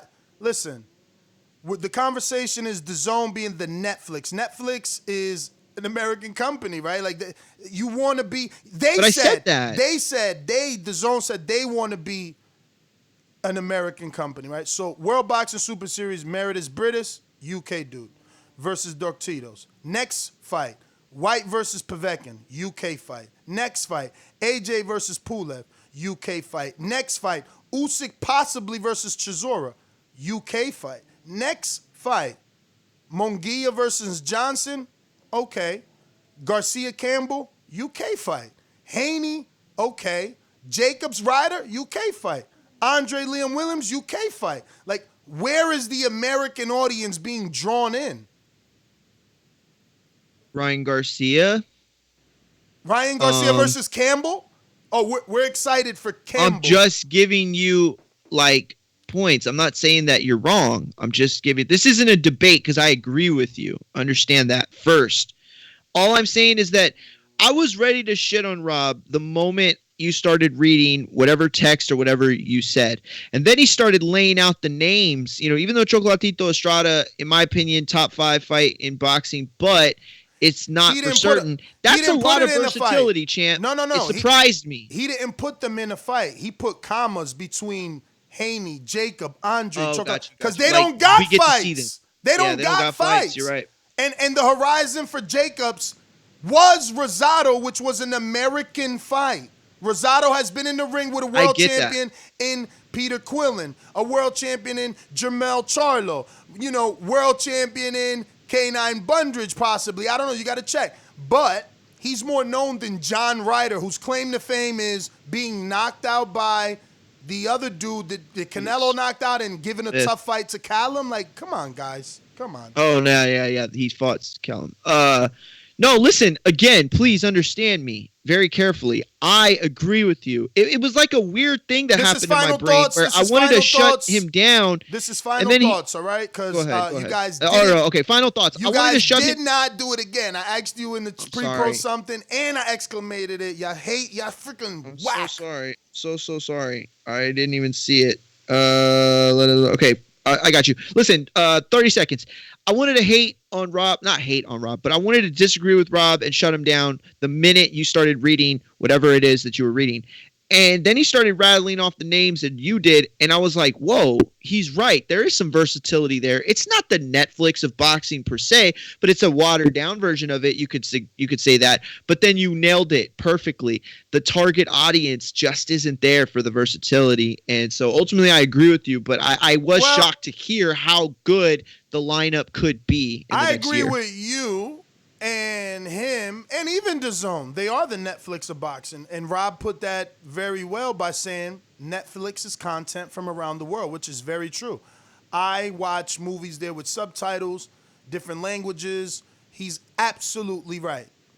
But what Netflix has is enough for every country, right? Like what they have for me isn't John Ryder and Callum Smith content. They have that, but they also have Jamie Foxx. Will Smith did a Netflix-only movie. Like, real big U.S. actors are on Netflix, okay? Chappelle had a deal with Netflix. Like, it's not just for one country or demographic, and that's what I'm trying to say. If they want to be the DAZN, the Netflix of boxing, they need to get more content that suits all their demographics and regions and countries. That's all I'm saying. Like, they got Japan DAZN, and whenever they do Marotta Canelo, it's going to be great. And I get that. But now you got to have someone in America for us. Make me want to pay. Like, I'm frustrated that I paid the year. I believed them. I didn't do what everyone else and pay monthly. I believed they were going to give me something good. And what did they do? They robbed us of 3 to 4 months. If you email them, they don't want to give you your money for the months that there was no boxing. It's like, wait, you guys are dishonest. You know? No other network robbed us. No other network robbed us. ESPN kept putting on fights. You know? Everyone put on fights throughout the pandemic. Like, what's going on? Their whole thing is going to be that they had other stuff, not boxing. That's going to be their excuse. Yeah, which is not, to me, a good one. That's their corporate excuse. But exactly. they knew they got guys like me and you to pay $100 a month because we wanted boxing content. They You're can absolutely tell. right. They can tell from their very own analytics that I've never clicked anything baseball. Matter of fact, I've never clicked anything other than boxing. So, you know, it's just a very... Never Bellator? Never. It's just a very, very shady business practice. You know, every other company in the world, especially in America, is really all I can vouch for because my mortgage, my car, my light company, my cable, they all contacted me via emails, texts, phone call, and paper, okay, in the mail. And what did they say? We understand you're going through COVID. My Apple Card come up on my phone. Every month, COVID is still going on. I'm paying them. They still sending it just in case, sending me that message. The difference, though, Ness, is that DAZN already got your money. And so they didn't care. They didn't care. They were like, F off. We got it. And I'm glad you interpreted it that way because that's all I'm showing you is the shady business practices. Mm-hmm. You don't take someone's money, go through a pandemic, don't put no content on, and don't even send them an email. Don't even send them an email. Enjoy the next 6 months on us or whatever. Like, they don't have to give money back. They can prorate you. Don't even, but send me an email saying, DAZN apologizes on behalf of the company as a whole. We are all going through this pandemic as a whole. Word. Once things get back, we will bring you our regular. Nothing. It's just like, yo, give me that. You know what they should do? They should give me like 25 grand. I'll give them my script. It would probably cost like $4 or $5 million to make, maybe closer to 10. And they'll have a possibly Oscar contending movie on their hands if they do it right. And they could buy me out too. Like 20 grand is yours. 10 grand I'm executive producer on the show. I don't know who Rob is saying used someone else's login for the first year? Because I definitely did not. I know somebody threw me their login, and I told y'all on a live show that I couldn't do that. I got too many TVs, too many devices to be using someone else's username. Bruh, So I told my brother. That's another big ass clue for that people are liars. You see, because if you had Dazn, which UK people don't even have Dazn, but they love to ride dick so hard that they talk about Dazn. I mean, keep it real. You can't even see the shit, but you the number one defender. Think about it. Think about it. If you can't see it, how the fuck are you giving me an opinion? I got it. You don't. You don't even know how it is to log in. You don't even know how it is to watch it. You don't know if it buffers. You just an Eddie Hearn. BT You and a Eddie Sky Hearn Sports lappy. shit all the time, You a bro. lappy. You a lappy, homie. You going off of what other people saying and you defending just cuz. When you come to America and you watch it, then you give me your opinion. The fuck is you talking about? You are sitting in your Come into America. This is classic UK defending shit. They can't even see it. The main people in the chat is UK dude saying how Dazn is great, but you not in America. You can't even access it. Stop lying to the people. Well, we don't know that they don't have VPNs. I mean, come Oh, on. there we go. I'm Save just the world. saying. We need Yo, to get super chat, we need to get Maimbe, Mario he Save the goes, World for the fucking song. Starbucks, fellas. I mean, for the Starbucks with a coffee mug. Yo, you the man, Majimbe. Word, man. Where's he from? Little cafezinho. He's from Where's DR. Majimbe from? Thought he was from He's from DR. DR, right? Yeah. No, I thought he was. I didn't remember. Anyway, let's get out to the callers. Those One are more. final There's thoughts. one more from TJ. Wait. TJ says, y'all see Porter Way podcast? Some good insight. Yeah, I actually subscribed today to the Porter Way podcast. I'm going to take a look at it. Yo, guys, did we even speak about the other half of the title on this? Yeah, that's his whole point, was that they got Whyte Povetkin too, and it's like, why, they might not want it. They might be a little more reluctant to have Crawford Brook because of that. Oh, okay. Yeah. Right. Did a good, decent job of breaking that down. Let's go, champ. Yeah. Remember. And you have tuned in to the Boxing Voice on YouTube. So let's go out to these callers and sponsors. Here we go. Remember to rate us 5 stars on iTunes. You got that super chat from TJ? Dame Lillard is on Porter Way podcast next week. Dame Lillard is a basketball player, right? Yeah. That's pretty cool. What team is that? Hey, he's getting big guests already. Mr. PBC has another one too. You want me to read it? Mr. PVC says, what happened to pay-per-view is dead, and PVC is dead. Now look, the zone, dead, no player. Turn your head round, lay on the ground. You've been robbed, wake up, open the door, lay on the floor. You've been robbed. Yo, and the What funny song thing is about that? that's Biggie. The funny thing about that is that karma strikes again. He's absolutely right. Eddie was out here talking big shit, saying how Showtime was next to pack it up. All right? Let that sink in. What you That's wish true. on other people might come back to bite you in your own butt. It's so funny how, like, right before... Never mind. Let's go to callers.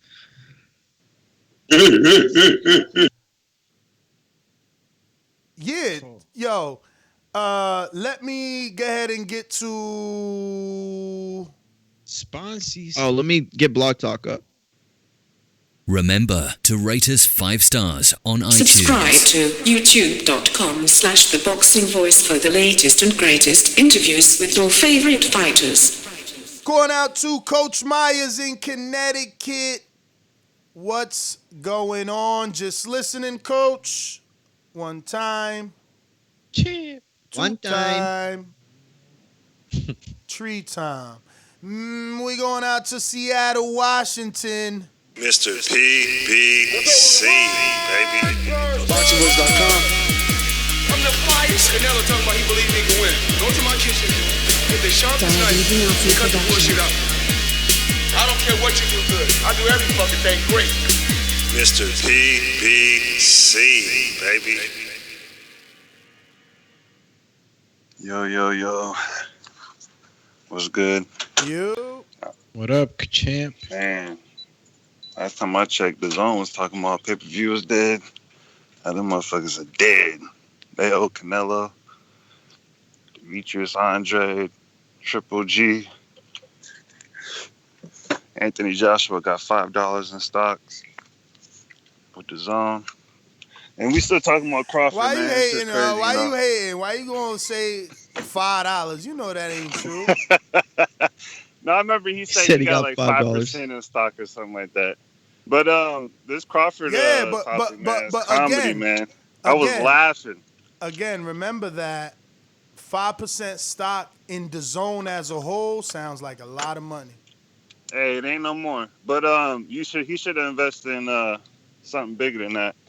Because last time I checked, he's fighting on the app. And that's my call. And this Crawford shit is so funny. I got Kell, Brook, one-eyed crook. That's my call. Hey, yo, he got the punchlines this morning. One-eyed crook. Yo, y'all gonna be surprised, man. This man has been training for a little bit, bro. So even though the weight cutting is still hard, I think he's been doing it in a way where it ain't gonna affect him as much, right? That's just belief. New Orleans. You know how these bitches is in the sport. Total disrespect. Kid has no class, no style at all. I'm a gorilla, I'm a dog. I'm a dog, I'm a gorilla. The smartest thing you can do is to stay away from Terence.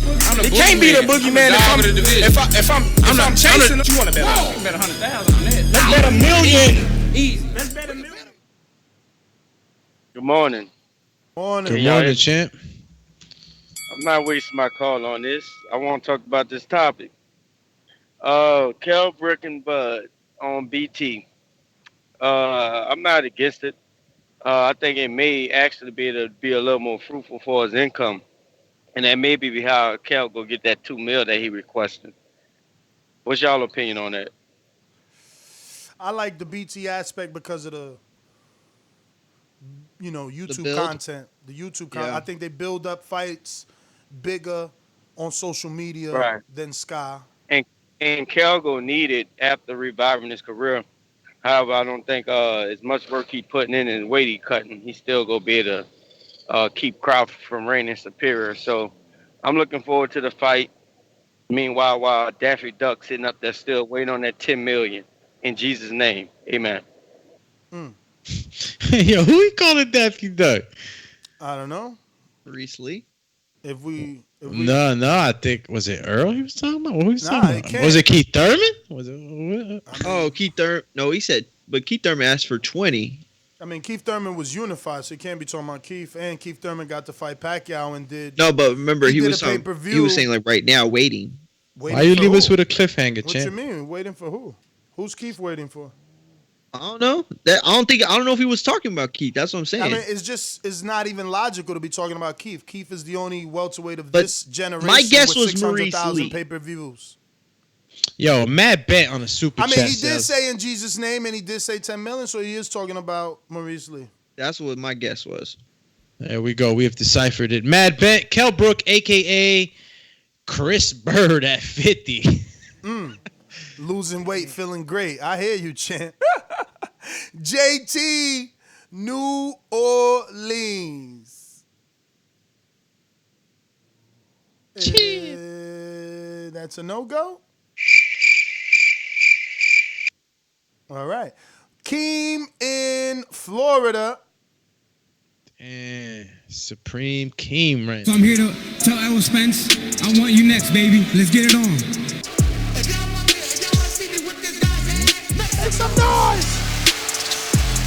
This the Danny Garcia show. Fuck out of here.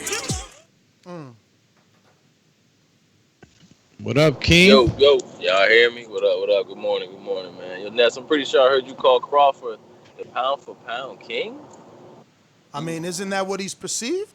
Oh, I'm just saying that. I never heard you perceive him as that. I was interested. No, I always say that. Okay. I thought Canelo was your pound for pound king. Canelo is my pound for pound. He is. Okay. But who's on more lists?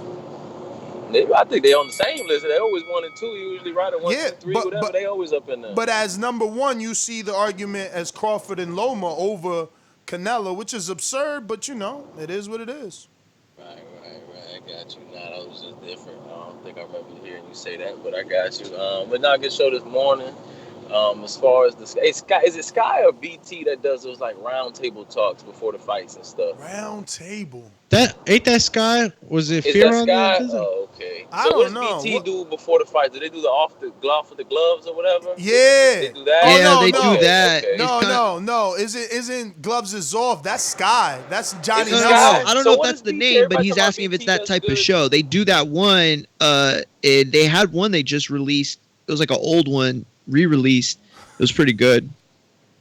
Okay, now because everybody talking about BT does good promotion, I'm trying to see if they're the ones that do that or if it's Sky. But yeah, either way, man, you put it on pay-per-view. People in the UK seem to love Crawford. Every time you have guys on, fighters and trainers, they always seem to big up Crawford. Kell Brooks from the UK. Why wouldn't you put it on pay-per-view? Make more money and everybody. Yeah, it's what is it? BT Sports that does the round table, and Sky does the gloves is off. Yeah. Glove off. Yeah. It's funny, Rob. Give us some information because I see people in the chat saying that the opposite of what J-Mac says. J-Mac feels that going with BT might get him a bigger check and get Kell Brook the $2 million.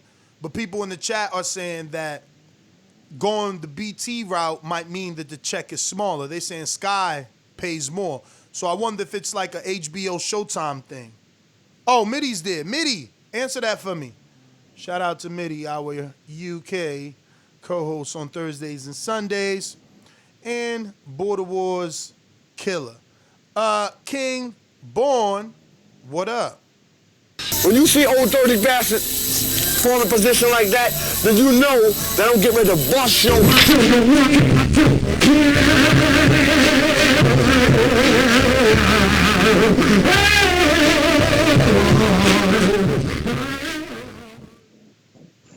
Hey, yo, what's up, man?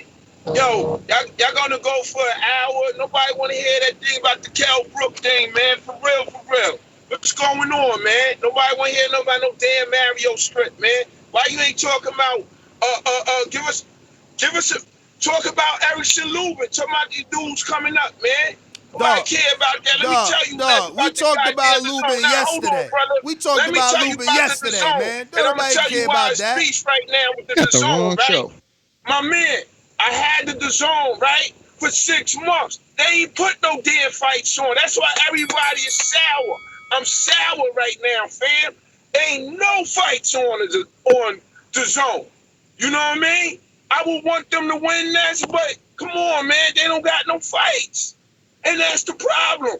You know what I mean? That's the problem, y'all. That's the problem. And that's why we all feel like this, man. I would love for the Dazn to win.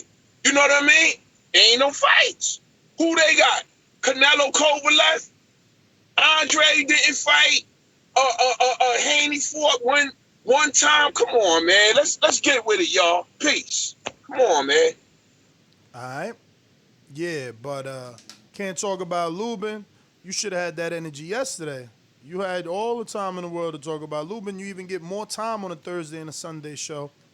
And we talked about Lubin. Plus, we had the virtual press conference. So that was a poor statement on behalf of you. We definitely did our job. We had both fighters, virtual press conference, and did a preview and prediction on Thursday.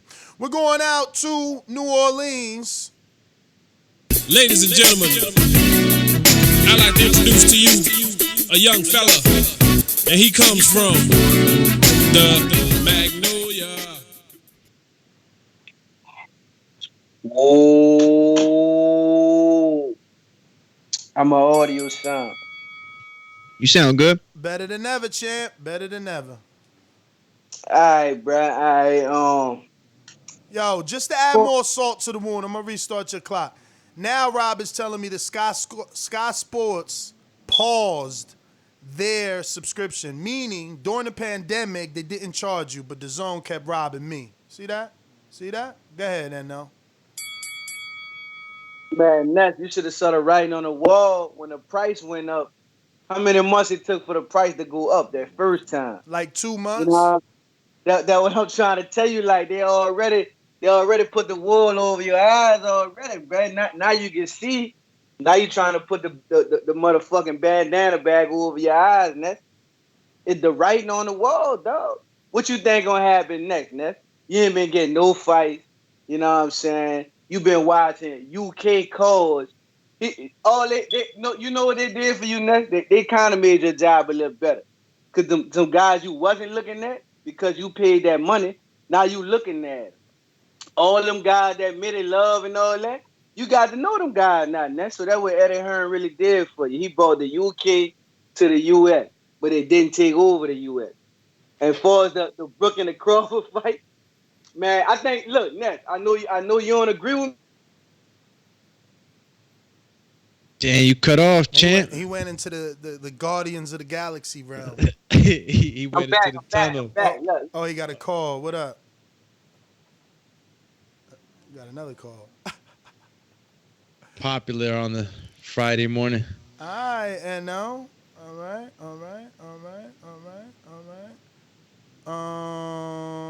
Looking like, oh shit, Bon Boxing. What up? Damn, Bon. Did you have an intro? I don't think so, right? No. Arizona. What up, champ? How you been, man? Everything good? Been a minute. Yeah, been a minute, rocking that divorce, getting my shit back together, you know what I'm saying? Oh, man, for real? Yeah. Nah, bro, listen, I've been through it, bro. I went through it, bro. Fuck. And I didn't even tell y'all. I just put the happy face show after show until I got over that shit, yo. So I feel you, man. It was tough, especially It with is. the kids. Especially But, with kids. You got a house? She got it. Ah, fuck. Yeah, man. That's yo, splitting everything is like that sucks, man. I said you can have it all. I'm done. Out. Peace. Love. You gonna stay in Arizona? I'm staying here for probably until February, and then I'm back to the East Coast. Oh wow, man. Damn, I'm sorry to hear that, champ. Unless that's what you wanted, then I'm happy for you. It ain't nothing but a thing, man. Life throws you lemons, you make lemonade. I ain't worried about it. You know what I'm saying? God is good. Strength, love, and peace. You know what I'm saying? Amen. But yeah, man, shit. Dazn, I'm done with Dazn. Like it's just choppy. I don't know about y'all. I got a that Gigablast internet, right? And I got a Samsung TV, and it still chops in and out. And they ain't giving no content. Man, I'm done with it. I canceled my shit already. I ain't even playing with it. But man, it's good to be back. Good to hear your voices, man. To all you guys out there, Stainless, J1, J2, all you guys, man. It's good to hear you. Word, man. Bond, stay up, champ. You got this. Ain't nothing but a thing. You know what I'm saying? Get on them apps. I mean, get back out there. You gonna be getting it in abundance on them apps. You know what I mean? Do your numbers, and everything will be all right. We going out to TJ, Ohio. What up?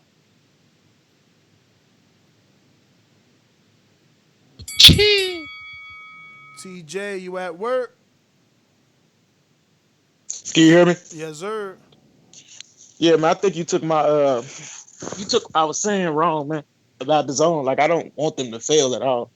I just felt like it wasn't sustainable because of how they was what they was doing, man, what they was producing. They didn't give you the fights that you want. Unifications wasn't happening. And they didn't have a lot of. So Maurice Hooker and Ramirez wasn't a unification. Hold on, can you let me finish? Yeah. Just let me finish. Because you're mad you said something wrong. No, I'm not mad because I said something wrong. I'm mad because you didn't let me finish. I'm not mad at all. Let me not even say that. But what I'm saying is, I just felt like it wasn't sustainable because of the fights that we was getting. We didn't even want to see. Like, one of the biggest fighters that we had. I know that you feel like it's a huge fight because of the legacy behind it, but you can't tell me anybody wanted to see that Kovalov-Canelo fight. Now, we did want to see that Danny Jacobs and Canelo fight. So I give them that, but I just didn't feel like it was sustainable, man. Like, we wanted to. They don't have enough content. I don't know how many times I got to tell you that. Cut it, yo, cut it. I hear you. I really do. But I'm just not of that I'm not with the faction of people who believe that Canelo Kovalev fight was whack. I thought that was an amazing feat. This is not this is not Mikey. You know what I mean? Well, it was Mikey, but this is the one time where the little guy didn't lose. And this little guy started at 140, bro. Like, I'm not taking that credit from Canelo for that. No, I'm not. And you know why? And I'm glad, and that has a lot to do with getting in the ring, man.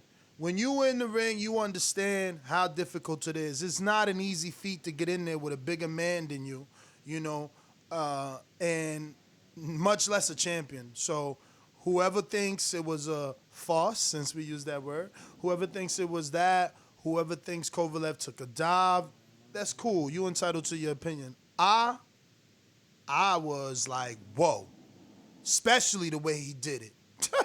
Came over that jab, bang! Man, no. He was looking stocky as hell, too. I love that fight. That was... Yo, Izzy on the super chat. He says, I'm sorry. I love y'all, but I'd write both Fast Eddie and the Ukrainian dude $500 checks to see AJ get googly-eyed again by a huge underdog. Pulev in 3. Yo, Izzy's like speaking into existence and shit. He believes that Pulev is going to KO AJ or put him away in 3 rounds. Izzy, you must know something we know. You must have had the spaceship from Back to the Future. The funniest thing, you know, is that people, like, you know, Rob is even saying, oh, no one picked Kovalev. Well, no one picked Kovalev to beat Yard either. Yard was supposed to beat Kovalev. And that's what I'm saying. So when you're supposed to beat somebody and you don't beat him, how is that dude a bum? He kept his title. Not only that, he lost his title and won it back. So we're going to give Pedraza credit for being 2-time. We're going to give Porter credit for being 2-time. But Kovalev loses his belt 2 times. Once to Ward, comes back and becomes a champion, loses it to Alvarez, comes back and becomes in the same division with the same killers. I mean, I can't even with y'all fake fans. Y'all not real fans, man.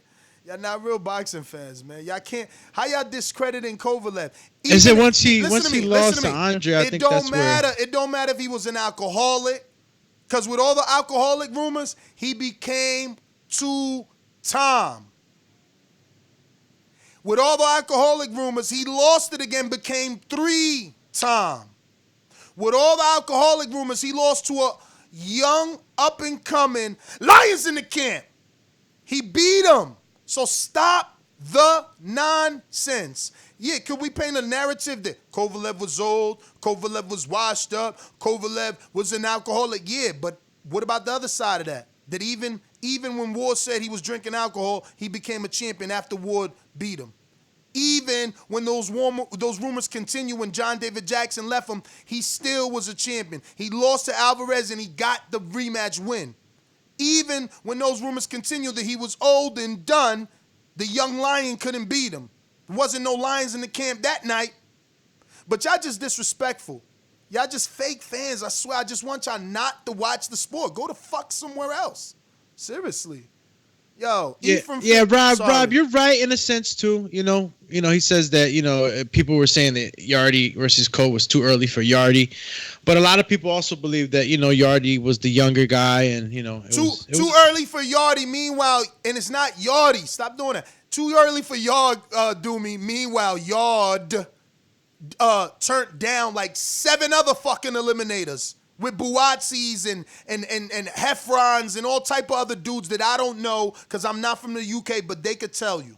They could tell you. So if he ain't ready for those guys, when is he ready? He waited for this opportunity purposely. He didn't waste his time with a Buatsi and possibly losing in a tough fight domestically when he could just keep waiting for the WBO to give him his shot, and he got it. And he lost to a champion, and it's okay. And he back to fighting. He back to fighting the dudes he been fighting. You know what I'm saying? agree with every single thing you said except for trying to stunt on mispronouncing a name when you're the king of doing that. So, Super Chat TJ says, how am I taking away from Canelo? I just said I wasn't interested in the fight. Not that it wasn't huge legacy fight at all. Exactly. P.S. I picked Cove over Yard. Exactly. Look, Yardy's having a party. And look, Look, exactly. He says That's right funny. there, how am I taking away from Canelo? I just said I wasn't interested. So in one sentence, you say you're not taking away. In the next phrase, you say you're not interested, but in the next, you say it's huge for legacy. So then you're a hater? You understand that what he's doing or attempting to do is strictly legacy, and you see the legacy in it, but you're not interested? Or you're disinterested because your favorite fighter ain't doing what the fuck he's doing. And he makes his fans like me proud. And we could talk and we could poke our chest out because our favorite fighter is jumping all the fuck around the planet, beating dudes in the ass. That sounded wrong. Beating people up, beating people's ass. Beating people's ass, all right? So stop it. Stop it. If your fighter was doing what Canelo was doing, you'd be proud. If your fighter was doing what Thurman was doing, you'd be proud. If your fighter was doing what Danny been doing, you'd be proud. And that's just that. And I know your fighter is Porter, so you proud, but my statement is general to the whole audience.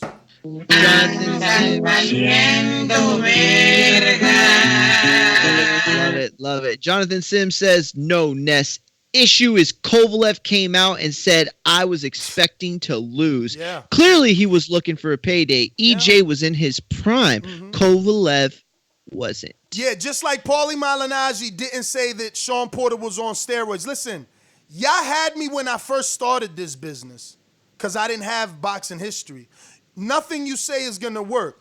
Paulie got his ass kicked up and down the ring, and he was the first man to all of a sudden claim Porter was on PDs till they ran down on him, literally. And there's camera footage of it. Far in the distance, but you could see both Porters on his ass. And now, fast forward, we see what another Porter did to another person, so we know they about that life.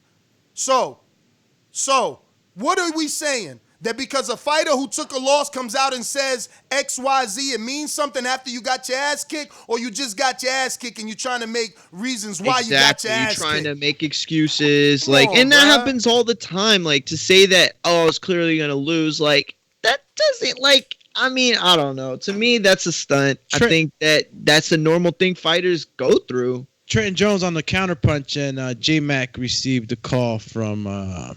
I believe. Mr. PBC says, Ness, your fighter Canelo ain't beat Floyd. But my fighter Canelo, at what age fought Floyd? Dude's still And what fighter ducking. did beat Floyd? Nobody's fighter beat Floyd. Dude's still ducking the best fighter of their division. Not my fighter. My fighter fought the best fighter of his division at 54. People so hatred. They got so much hatred for Canelo. They like, oh, well, he fought Laura, Cotto, and Trout at 54, but he ain't fight the Charlos. Like, what the fuck? So he fought the three dudes who already got legacy, who already Hall of Famers, but he ain't fight the Charlos. Shut your ass up. Hey, what happened? Shut your ass up. At 160, he fought the dude everybody thought was the boogeyman and took his belts and unified a second division in Gennady Golovkin. But people like, oh, well, it was a tight fight. It was a tight fight. You know what I'm saying? He got knocked out. Then he moves up to 75 and fights the dude that continues to be a champion. His only losses are to Andre Ward and Elderly Alvarez. Yeah, bad losses to have on your resume. And then Canelo beats him. Stop it. Let's not make it about Canelo because you know you can't win, man. Canelo's like fucking... He's like, he's doing it. He's doing it all. He's doing it all, man. He's doing it all. That's why I was so happy when Shakur was like, yo, I'm fighting Warrington next. I said, holy shit.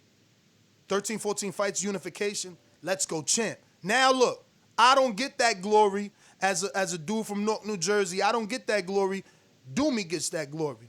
Because at 15 fights now, the Honduran in Teofimo Lopez is doing that. You understand? It's about legacy, man. Dudes sitting around here wilding for other dudes like Captain. My man got 40 fights. This dude got 12. Come on, let's give some respect. Some respect. Coach Myers gifted the call to J-Mac? Well, we're going to eat from Philly. Shit. Philly, what up? Whoa, windstorm, off speakerphone, please. cruising USA right now. But real quick, super chat, Coach Myers, Canelo did vacate his WBC belt at 160 to avoid Triple G. Yeah. Hashtag give me my belt. To avoid Triple G or to avoid a sanctioning body telling him what to do. Didn't he come back and give you the fight you wanted twice? Exactly. Or did he not? Hold on, because the context is king. Don't go on a tangent. Context is king. Yo, WBC is like, yo, you must fight. Like, what? What? You eat off my plate. Here. Riddick Bowe style. Take your belt. Let's see where you're going to eat now. What they do. Oh, I'm sorry, Canelo. Create a franchise. I'm sorry, Canelo. I'm sorry. We're going to make it up to you. Come on. We're going to never make you fight anybody ever again. Oh, you don't disrespect. You don't disrespect La Cara del Boxeo. You don't do that. No. Listen, I understand that. And Coach Myers, listen, he usually has some of the best comments, in the chat. But I just that's a weird one for me. Like you're gonna criticize him because he went the money route, but then came back and still delivered. That's the problem. Is a duck isn't necessarily a duck. You know what I'm saying? Like they're not all bred the same. Andre Ward Golovkin, that never happened. You want to bring something up about that? Okay. Kell Brook, Amir Khan, you want to make that argument and debate? That's fine. That fight never happened, but you can't necessarily say, well, he ducked him. It's not like he waited for him to get old. Like none of that stuff happened. They still fought. No. Let me see. Is that a super chat? That is a super chat. Jonathan Sims, right? He says, that's different. Name one fighter that's ever said, I expected to lose. Typically, it's PEDs, injuries, judges, etc. Never has anyone said, I expected to lose. I mean, never, and maybe not as definitive as that, but how many times have we heard fighters say, well, I wasn't on my A game, well, something was going on, exactly. well, I was sick, it's an excuse. That's all it is. I was going to go with this, Mario. How many times have we heard a fighter say, well, I took the fight on X amount of days' notice? Exactly. That's not the same thing. I mean, we automatically assume that guy is going to be the one to lose, It's just not. Exactly. So when it's saying Phil it without saying it. When Phil Kovalev took it a step further. When Phil Greco took the fight on 7 days' notice to fight Earl Spence on the undercard of Brona Porter, did he expect to win? Or did you verbally need him to say in an interview, I'm not going to win and I'm just filling in? Come on, champ. Like, y'all be asking for the weirdest stuff. E and Philly, we trying you one more time. Whoa. E, get off speaker. You on speaker? Nah, he just went Halo right, jumping. We leaving you there, E. We can't deal with that. We going to J-Mac, Boomerang. For the love or whatever. J-Mac. Boomerang. Somebody muted you on Skype, Nuss. And J-Mac. J-Mac, where you at? Coach Myers. That was a super chat from Coach Myers. Thank you so much. Who muted me, but we've been trying to get to J-Mac there, buddy. You've been given a boomerang by Coach Myers. Boomerang! Are you available? J-Mac in New Orleans. Talk to us. Can you hear me? Yes, we do. Okay, I still got my boomerang too. I'm not about to get into a back and forth with you about Clombuterol Nello. Because what you forgot with that timeline, he did drop that belt. He had to go take his super serum before he had the confidence to fight on Triple G. And then remember, he got popped and he failed the test for taking Clombuterol, right? All right. And the only thing we should be talking about, you can't do no show on Canelo because he just got his court lawsuit dismissed. So he's going to probably have to bow and bend at the knee to and do what Dazn say because he's signed that contract. So we really shouldn't be talking about Canelo. Last but not least, they had a topic that I'll bring it up on my third boomerang. All right. Well, that's some silly information there about we shouldn't be talking about Canelo because his case got dismissed as if the lawyers can't just simply refile the lawsuit. Like, come on. And if anything in this situation, I think Dazn is more likely to bend the knee. I mean, for Coach Myers' sake, we'll call that call particularly since it was a waste of time, your boomerang, and the next one his boomerang, so you don't waste his time. Coach Rivera, 404. real quick, super chat, says, I'm not a Canelo hater, but he had 41 fights when he fought Mayweather. He might be a little better now, but he is better because he learned from Mayweather. He looked to better his skills after that fight. That's a great point. That's a great point. And, you know, people always talk about the amateur background, the lack of it, the fact that he started early. But you're absolutely right. What he got in that Mayweather fight, you know, it was probably worth 5 or 6 fights in terms of experience points. All right, let me get to Lids Low in Decatur, Georgia. What up? Get your ass in the ring and Ain't no swing, hard man. buttons. Boxing motherfucker like this. BoxingVoice.com. Hey, Daddy. Boxing thinking man's game. This a dollar bill. Skill. Up here. You gotta be out think a motherfucker. That's why that's what BoxingVoice.com. What's that in TVV? Can y'all hear me, man? Yeah. Okay, cool beans. I'm driving. Shout out to Bud Crawford, you know what I'm saying? Pound for pound, number one. Shout out to Kell, Brook for taking the fight. You know what I mean? Shout out to everybody involved, man. Because all I want to do is see some boxing. So I ain't tripping on who it is. Just like Money getting his money with little Jake Paul and everybody else doing their thing. Shout out, we just got to ride this out. We ain't gonna always get the fight we want, but we're gonna have to take it how it comes, y'all. So, you know, I got Bud winning, and I actually got Bud stopping him, man.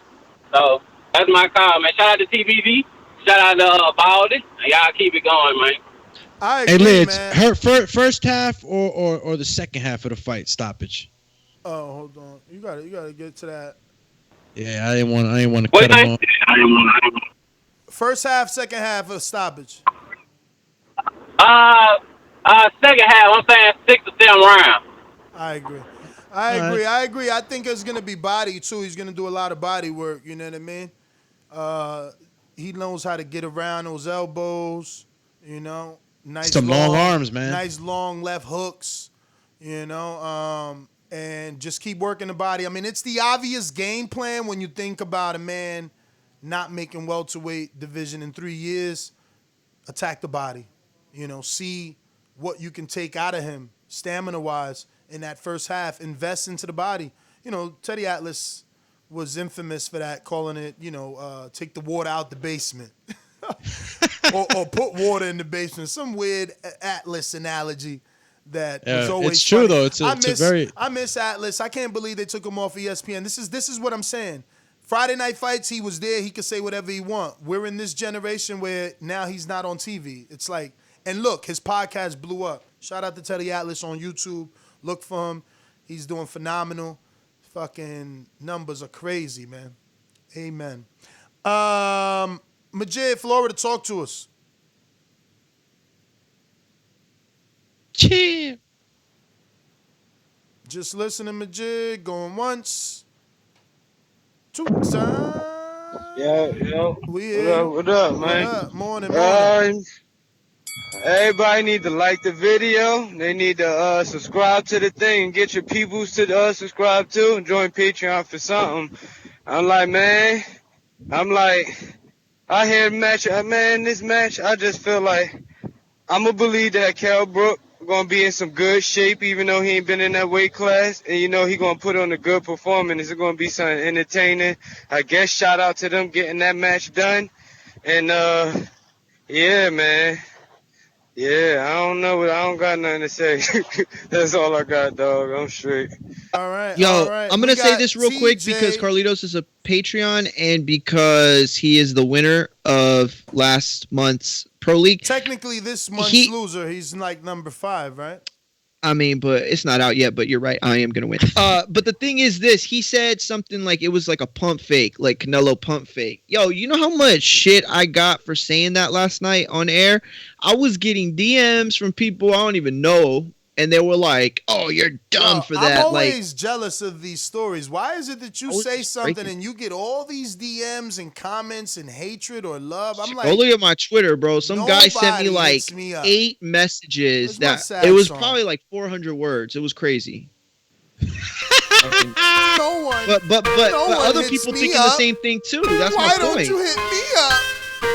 Why? They're scared of you. That's why. Yo, They you got me. hella Like, names. I'm too scared hella to go at names. Ness. He gonna yell at me. Hella They be names going at on, Marioski. They're gonna stop that after the border wars, man. Mario, What's up? they hella names on Blog Talk. We going Oh, out. I'm sorry. I got you. We're going out to Huang in the BX. Yo, what's good, fellas? Buenos dias. Hey, yo, Ness, let's keep it real, bro. Triple G never really lost to, what's his name, Canelo. The judge obviously gave it to him. That's your opinion. It's not opinion, bro. It's a fight, fact, I think that the second fight was a clear Canelo ass kicking. Clear. Nah, it's not clear. Look at, All how many right. times did you watch that fight, All bro? right, I watched well that then, fight like 115 times. Well, then that's all right, and that's your opinion, and that's why they want to get a third fight. That's why the third fight's important. So what you think about the first fight? Wasn't it a robbery or was it a robbery? You think Triple G won the first? No, man, no. Sure, what? What do you think? The first was a real draw? Let me see if I got a scorecard on that, honestly, because remember, they hired us to be there, so I might have not used my scorecard. You know, hopefully we did a film study, and then I used the scorecard. But remember that we were there, so you know, we were working. And just like the second fight was Canelo Golovkin. I thought Canelo edged out a draw. What do you mean? The second or first? In the first fight. Oh, you thought Canelo edged it out? I actually thought Triple G. Okay, the first one. I Was don't mind that. Nah, bro, I didn't score the first one. That one was in September 16, 2017. The second one, I did score. Whoa, landslide for Canelo, 117, 111. Whew. Yeah, the first one we were in. We were up there, man. Remember? No, we were up there for both, but the second one, I think we did a film study already. It's on Patreon. Hey, well, my last thing was the Zone's biggest mistake was to hire the big dogs instead of going for the dogs, the future dogs, the ones that are gonna Devin Haney's of the world. And I mean, obviously they have Devin Haney, but when Ryan Garcia. But you need those names to get people to see Garcia. Garcia is being seen because of Canelo. He's in the camp with Canelo, and Haney got the love because he's come up under that Mayweather senior and junior wing. But yeah, Keem, we got two. That was one. Sam in the UK is hilarious. Yo, real quick, another plug-in for the new show that we're going to be having. It's TBV Rewind. Sunday. You jump in the DeLorean with the panelists, and we take you back on fights like the one we're going to be doing this Sunday. It's the first one, Adrian Broner versus Marcos Maidana. So it's going to be a lot of fun. Supermax has presented this, and it looks like it's going to be fun because we're going to get to go back and really get into the feeling of what that fight was like. You know, the build up. Who was the favorite? The odds and all that other good stuff. Yes. And fights like that, they're gonna be dope to rewind because Ness, you were there, right? Or when was it that? Oh no, yeah, I was there. You was there when he got I was there, and I got footage of when Broner got. Anyway, Sunday. We'll leave that for Sunday. We'll leave it for Sunday. Yo, we got Hawk in Maryland. Yo, real quick, Matt Bent says Canelo won both fights on my cards and on BoxRec. Yeah, that's hilarious, Matt Bent. I thought not on BoxRec. I thought it was a draw. Oh yeah, that's true. Let's go, champ. Hawk, Maryland. Yo, what's up, fellas? Have a good morning, y'all, fellas. Today. Good morning. I wanna. All right. I said that I knew that Kell Brook fight was gonna come off, so I'm thinking Kell Brook gonna do pretty good. I think he's gonna put in some work. He'll probably get stopped late, but I think he's gonna put in some work because he's pretty good against Southpaw. And that argument with Canelo y'all got going, I'm 100 on Canelo because he's done things ain't none of them other guys done. I don't even know why he's not pound for pound, but I guess he done got on the wrong side of the when you're on the wrong side of the I don't know how to put it. But all of a sudden he's being hated. But and another thing, that Floyd thing, I'm with that Floyd thing because Floyd always said he was an entertainer. He always said he was an entertainer plus a boxer. and he also got to get some quick money because he got to get his daughter out of that shit she in for that murder. Attempted murder charge.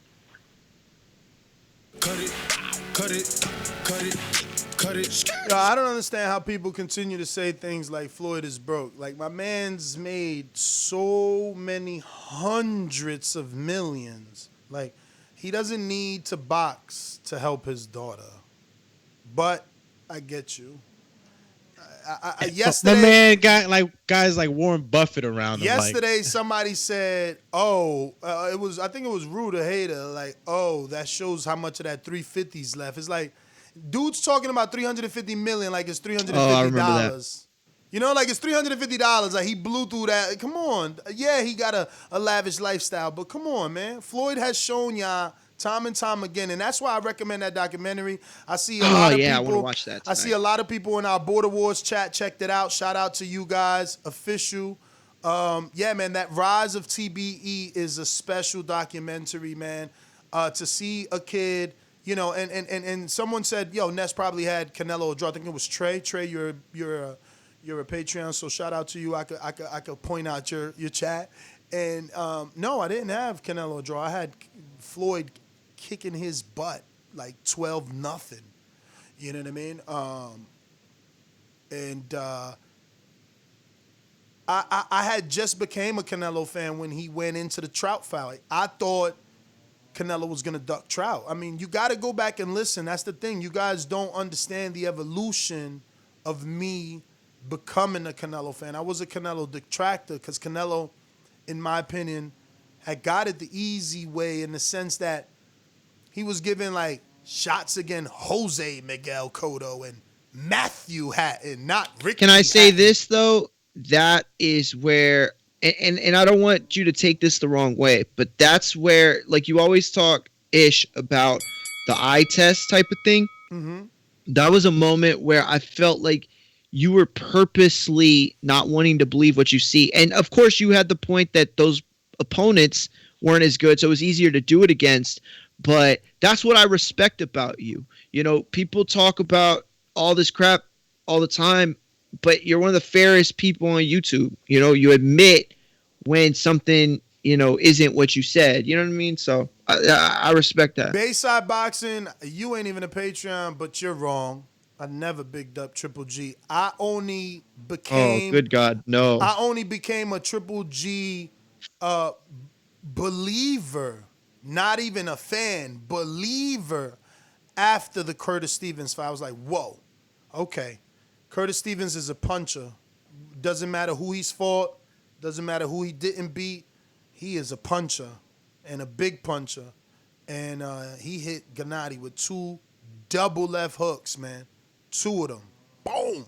Boom. Sat down on them shits. Gennady was like... Oh, Iron Chin. That's one guy he's going to go down as... Yo, Canelo rocked him. Smokes. I said, holy smokes when I seen that. And after that, you got to admit that after that, he started fighting some names. I think after that, he bodied Gill in like 3 rounds when it took Cotto like 5. And then he bodied a few other people, you know what I mean? And then he got the Jacobs fight. And eventually got his Canelo fight where, you know, but look, there's an argument to be made that as he got to the Jacobs and the Canelos of the world, he has not been the Gennady pre-Curtis Stevens. Let's get... Are we muted anywhere or no? Daniel Vega says I can't hear you guys, but he might be listening to the Skype on. He's got to be doing something. But we going out to Boomerang. My Gene Bed, what up? Cheer. My Gene Bed just listening, going once. Yo. Yeah, Ness, just listening. Sorry, bro. All right. Stone Bone, Boomerang.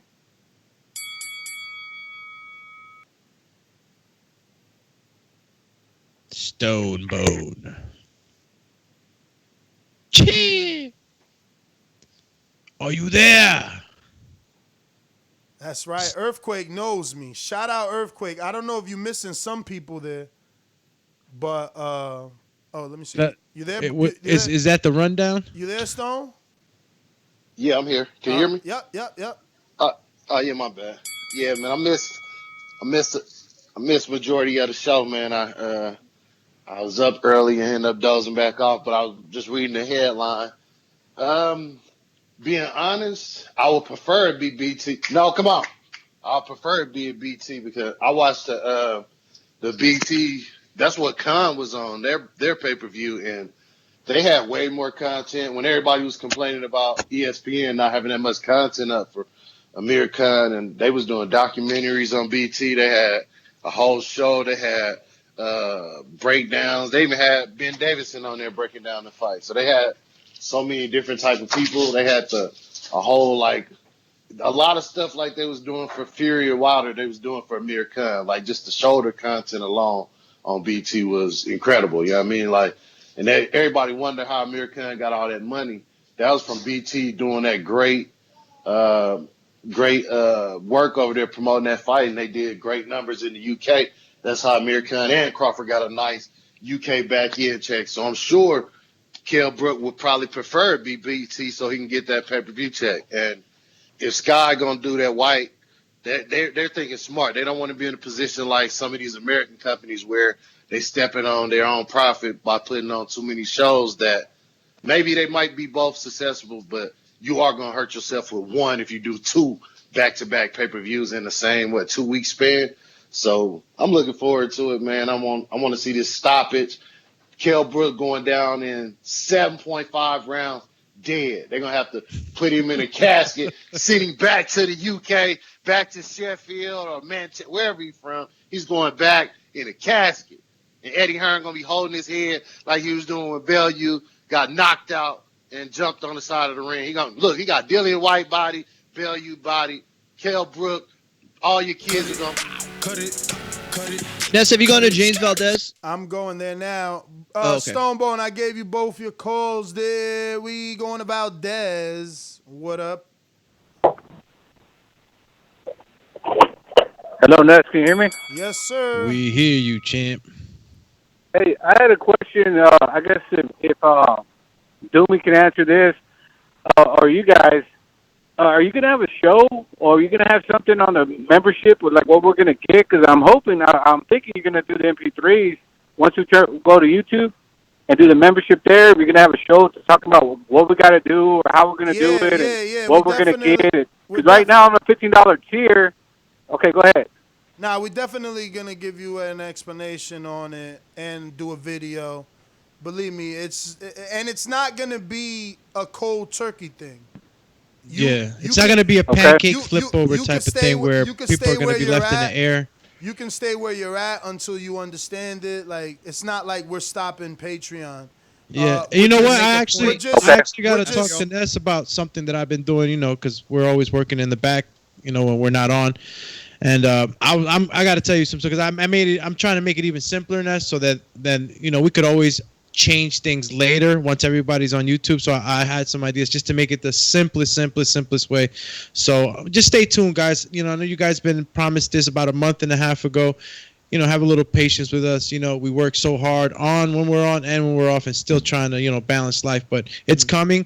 And definitely one of the main concerns that Ness especially expresses to me constantly is making sure that you guys don't get lost in any way and start getting confused and make this a big, a fumble. So just, stay tuned. It is coming sooner. Can I make a point after James Valdez's call? Just understand that nothing will change for you on Patreon.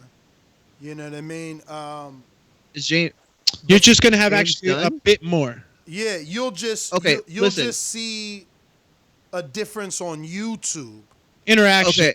And that's been my that's been my biggest fear. I want to bring something real quick to the table because I've been very silent on the memberships. I want to make this very clear.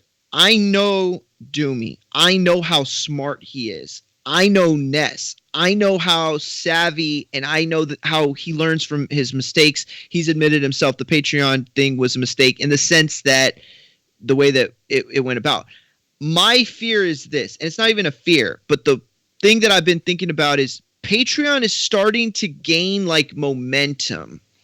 It's starting to get, a little momentum and it's picking up where we had kind of left off. Okay. It is. And I But think the it's the consistency does it more. functionality.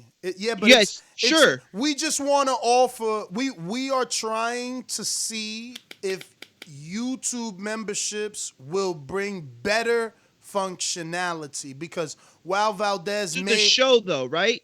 Not to no the for the experience user. as a whole. No, Yeah, for the user, for the Patreon or the member, right? But Because see, but that's the thing is how long did it take people to figure that out? no, but you know what I'm saying? but That's my what you're biggest not, fear. But that's what you're not understanding. Functionality wise, user experience, it's not about figuring out, right? Like I know how to use it. It still is an issue to hit the play button. That's just their issue, right? Oh, I get it. Not Okay. only that, I know how to use it, and I still can illegally share a private, file or something. So it's like they're not fully taking care of my users that I'm bringing to their platform, and B, me. They're not protecting me. Vimeo.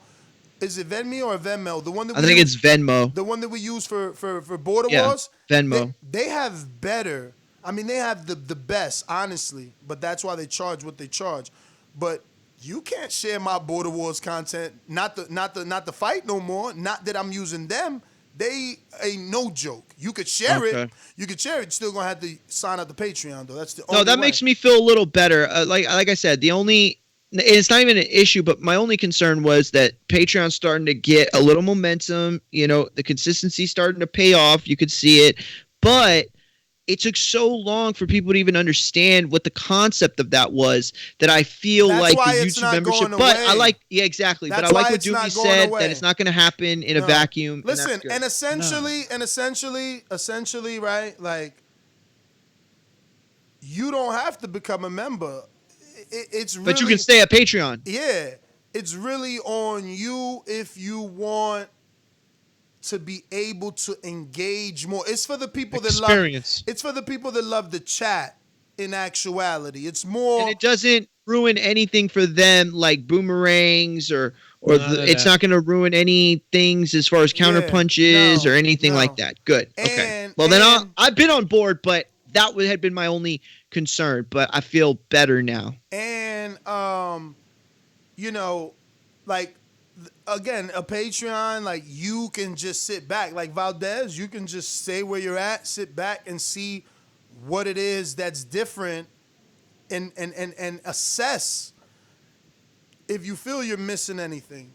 I feel like we need to try it. I like the way you put that. I feel like we need to try it to see if the experience as a user is more functional. First of all, we all don't like the endless Patreon scroll. It's difficult to find what you're looking for. I hate that. That's tough. Exactly. Fucking hate that. So I'm open to seeing how the layout is going to be for members and members only content. Like, is it easier to access? Is it easier for the user to find and engage with it? Like, you guys don't know.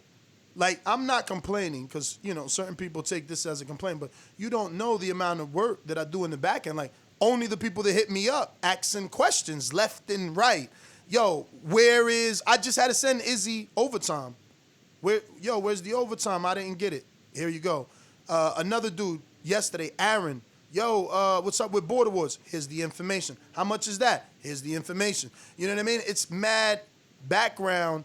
And those are just normal questions. There's always technical questions like, bro, I'm hitting the play. It ain't working. I can't talk on the chat. I can't, How do I access the chat? I got to make videos. Shout out to Ambrose. I had to help him with that. I never made a video, but he needed help. How do I write y'all a review? How do I not help a person that wants to write us a 5-star review? You understand? Yeah, So it's a lot and it's not easy. There's a learning curve on everything, but we're only trying to see, is it going to be better for you so that you're not hitting us up saying, man, this thing really working. I didn't get this notification. I didn't do this. Imagine community tabs, all that stuff is going to be available. Imagine everything on YouTube. It would be simpler. Your notifications are in one place. You got one app. We got Anthony Vaughn Lewis. Anthony, one day you should send a message saying, don't say my whole name. but maybe you like it because I think it's a very unique name. Anthony M. Von Lewis says, can we get both? So, according to Doomy, which I'm assuming yes based off what he said. I've not looked at anything, but according to Doomy, we can gift you the membership. So technically speaking, I'm assuming that means if Anthony hits us up and says, "Yo, dog, I'm good. I'd rather stay here. Can I just be a gifted member?" I think, according to Doomy again, we are allowed to give you access. But you say that because you want some perks from the membership to be included in the Patreon tiers, correct? Yes, because I wouldn't mind the Patreon being able to have the ability to do the fun interacting chat. To have the experience of YouTube membership, but only going through Patreon when it comes to the funds aspect of it. If it's possible for us. That would be great. Because people that have figured out Patreon, they know Patreon. That's been my only worry is they're going to have to figure out a new thing. You know what? We got savvy people. But you gotta remember, YouTube's platform is it's so much simpler. user friendly. Yeah, so much user friendly. And let me just say this one thing, and you'll jump in because you have been doing the research. He's been watching the videos, and he's on the back end. Shout out Doomy, man. Only Doomy's thing been I'm gonna grinding say, with this. only thing I'm gonna say. Oh my God, I hope I didn't forget it. Is that YouTube? Fuck it, I fucking forgot. Go. YouTube is giving us a better experience. Look, there's emojis, there's badges, there's Okay, so let me say this though. We aren't trying to entice you either to go to YouTube because remember they're taking a gigantic cut. Like they're taking a gigantic cut. Like Patreon is on like 5% or 8%. Something like that. And YouTube wants 30. We're trying to take we're jumping and we're doing this. We're doing that. I'm sorry, Doomy. I'm sorry. No, it's all good, champ, because like it's me and Ness constantly talking about it, and like we're taking the jump because of the platform that YouTube is. We feel like we'll be able to reach out to more potential TBV listeners and the engagement and the friendly user, and like it's just so much more that you're gonna get with YouTube, but they take so much more. But we'll see if that if we take that, we're gonna take that cut, but we're hoping that more people will come and that people will be interested in the way it's set up. Look, guys, nothing's really going to change the way the polls are and things like that. We're going to be able to put these things in the community forum. When you press the community tab, we'll probably have the questions there. Everything that you're seeing on Patreon, we're going to try to do it here on YouTube in a similar fashion, and it looks like it can happen. And that's just real quick. I say like. I had to redo everything, and the way I did it now, I'm just gonna try to see if all the tiers from Patreon can just be, if I can just transfer all of them over or as many as them I can, and then just kind of like, but you know what? I'll just talk to you about it because there's so much explanation. But basically, it's just to make it so that it's like it never happened. You just basically switched a different pair of color shoes. That's all you really did. Same shoe, but just a different color, Nike Air Forces. You got your white ones. You just put on the black ones. You never notice they're just black. It's a different feel. And remember, like, as a regular user of TBV Podcast, nothing changes for you. Patreon memberships, that's extra. That's extra. That's exclusive. It's just to enhance the experience overall. Well, it's extra. No, Patreon. It's no, that's what I'm saying though. It's for the people that want that experience. Both still are extra exclusive content. Meaning, you don't have to be a member and have special emojis and or perks that apply to being a member. You don't have to be a Patreon and listen to Untitled and Film Study Tuesdays and, Overtime on Wednesdays and Beating the Odds on Friday. Like, you don't have to do that. Or now, TBV Rewind on Sunday. You don't have to do that. You can still listen to us right here with regular YouTube access on YouTube every morning at 9 a.m., Monday through Sunday, really, because Sunday we just go on at 7 p.m. If you are a Patreon or a member, you will receive all that extra content that we do on a weekly basis. But you don't have to worry about nothing at all. Like, even if you're a Patreon and not a member, even if you're not a patron and just a listener, like, nothing is changing. Our show is still going to be where it's at every single day. We're only talking about our exclusive content is all that we're talking about. Our exclusive, not accessible for free content. I think that the major change is going to be for the trolls, man. The major change is coming for the trolls and everybody that comes on just to kind of like, say hurtful things or, things that are outrageous and all that stuff. You're going to, if you want to come on here and even try to attempt, because just because, you're a prospect now doesn't mean that you're going to be allowed to say any vulgar or anything out of pocket on the chat. You're still, supposed to be under the YouTube guideline, chat guidelines, and under the TBV guidelines, which YouTube is even more stricter than that. We leave the chat for a light banner, even sometimes heavy banner. But when you start going off the range with some crazy wild shit that is just wrong, you're still gonna be booted. So don't see. But when you say that, look, here's the thing. I want to make this very clear. People will talk or like say something to me, right? And it's like, let's say it's Sam or in the UK or Carlitos or somebody. Like, I know that they're trolling me or it's good old-fashioned ribbing. I'm good with that. Yeah. I hear like J Mac will come J Mac will come on, whoever, they'll come on, they'll give me, ish, or they give you ish. It's all in good spirit. They're fam. This is a community, and with it comes that stuff. So it's not like we're talking about the people that come on and are like just Trump for president, like crazy stuff. Well, that's probably not crazy, but like, Trump is my God, like weird stuff that they put, you know what I'm saying? Like, it's just weird. All the weird stuff. You're gonna, even if you want to attempt to say weird shit, you're gonna have to pay the membership of being a prospect. All right. If you're not a prospect, you're an amateur.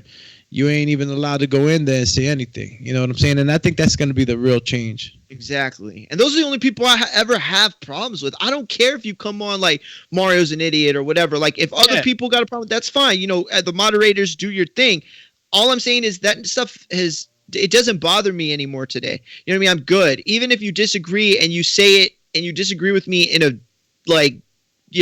way that puts me down, as long as it's witty and funny, like, I laugh at it most of the time. You know what I mean? Yeah. But it's the people that come on and try to spam. No, they want to fill our chat with nonsense. Or they want to keep bashing. You're like, they stick to it. That's their only thing. Is they're like, today I'm just. I gotta give it to Ness. Ness is usually the guy with the biggest shield. Oh yeah. Saying. So all that shit, iron sharpens iron. Yeah, you're not gonna be able to just come in and like kick the door open and say anything you want anymore. Word. Yeah, guys, I digressed. Super chat from Coach Myers. He said, "Hey, don't do us like Dazn, bro." 2 laughing out loud emojis. That's hilarious. That's why I was laughing earlier. I was like, again, just reiterating that nothing changes. Like, when we say, "Hey, we launch memberships," you don't have to do absolutely nothing. Like, you're good wherever you're at. This is, again, if you want more exclusivity. Sam. But let's see. I think we owe J-Mac one. Mac Attack. I think we owe him a third one. Yeah. Coach Myers gave him one. He had one. I think he had another one. Yep. His right now. Can you hear me? Yes, sir. Look, for the record, I don't know how loud I am. I'm at the truck stop. I don't hate on Canelo. I just call him out on his shit that he got away with in the sport. And fans big up what he got away with in the sport. The same stuff you can say you hate on Bud, hate on Keith. We all do it. We take turns. Canelo's just a big name. He got a long list of fighting great fighters, but he got a long list of judges giving him decisions. Shit, he got a split draw. I think a judge gave him a draw in Mayweather fight. So, I mean, how can you not argue or say what Canelo do? And last but not least, for as Mario made a comment like we're afraid of us. I don't know what he meant by that. Maybe you're afraid of No, us. I wasn't But you're talking looking about you, J Mac. I was talking about the people on Twitter. The people on Twitter came after me, and Ness said, "Why don't people on Twitter ever come after him?" And I said, "It's because those people are scared. They've told me, like, oh, I don't want to get yelled at." But I'm talking about the people that don't call in. Yeah, okay, I wasn't talking about you. Well, hey, and then Doomy made a comment about being we should be afraid you have to go to work. Man, you better be lucky if Keen don't Say get it his again. ass Say it knocked again. out, man. What'd I say? You heard that say? He Doomy said said, that "Oh, they're gonna be they're gonna afraid be of scared of Mario me after after Border Wars. Man, When did I say that? Yeah. Earlier, You, you were saying you as a said joke. That. You said Yeah, it they're as a gonna joke. be afraid of Mario after Border Wars. Keen Oh might knock yeah, Mario out, man. yeah. Get out of here with I that. threw that joke in there. Why? Because he's saying Keem might knock Mario out, so get out of here with that. You Ah, talking all right. over him. You All can't right. listen. Y'all Gonna can't see. listen. Y'all not letting him talk. My bad, Jay. Hey Jay, they were talking about you in the Border Wars chat yesterday. They were saying that we need to watch out for you when you make your next fight. I forgot who was talking about it, but they were like, "Yo, wait for J Mac." Oh, who said it? Keem said that you got winded, right? Or what did he say? Something about target mitts? I don't know. I might have mixed it up. I don't remember. Davidian, Niagara Falls. Yo, hey, what's going on? What up? Sorry, I didn't want to, because I was in a spot. I didn't want to be too loud in there. But what's going on? Yeah, I want to. So, is it official that Terence Crawford is going to fight Kell Brook? Basically, Not official, but it's looking but that that's what way. it seems like it's going to be. Yes. Okay, yeah. I mean, damn, I wish it was a couple years back, but This is more about. but I want to see it though. This is more about pay-per-view in the UK being on BT versus Sky now. They're saying it's going to be on BT possibly. Okay. I mean, I'm gonna watch it regardless, just to see.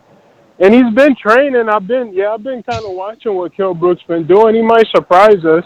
Not saying that he's gonna win, but you never know, man. Boxing is, you think something's gonna happen, and then something totally different happens. Just long as it's a good fight, fair fight, and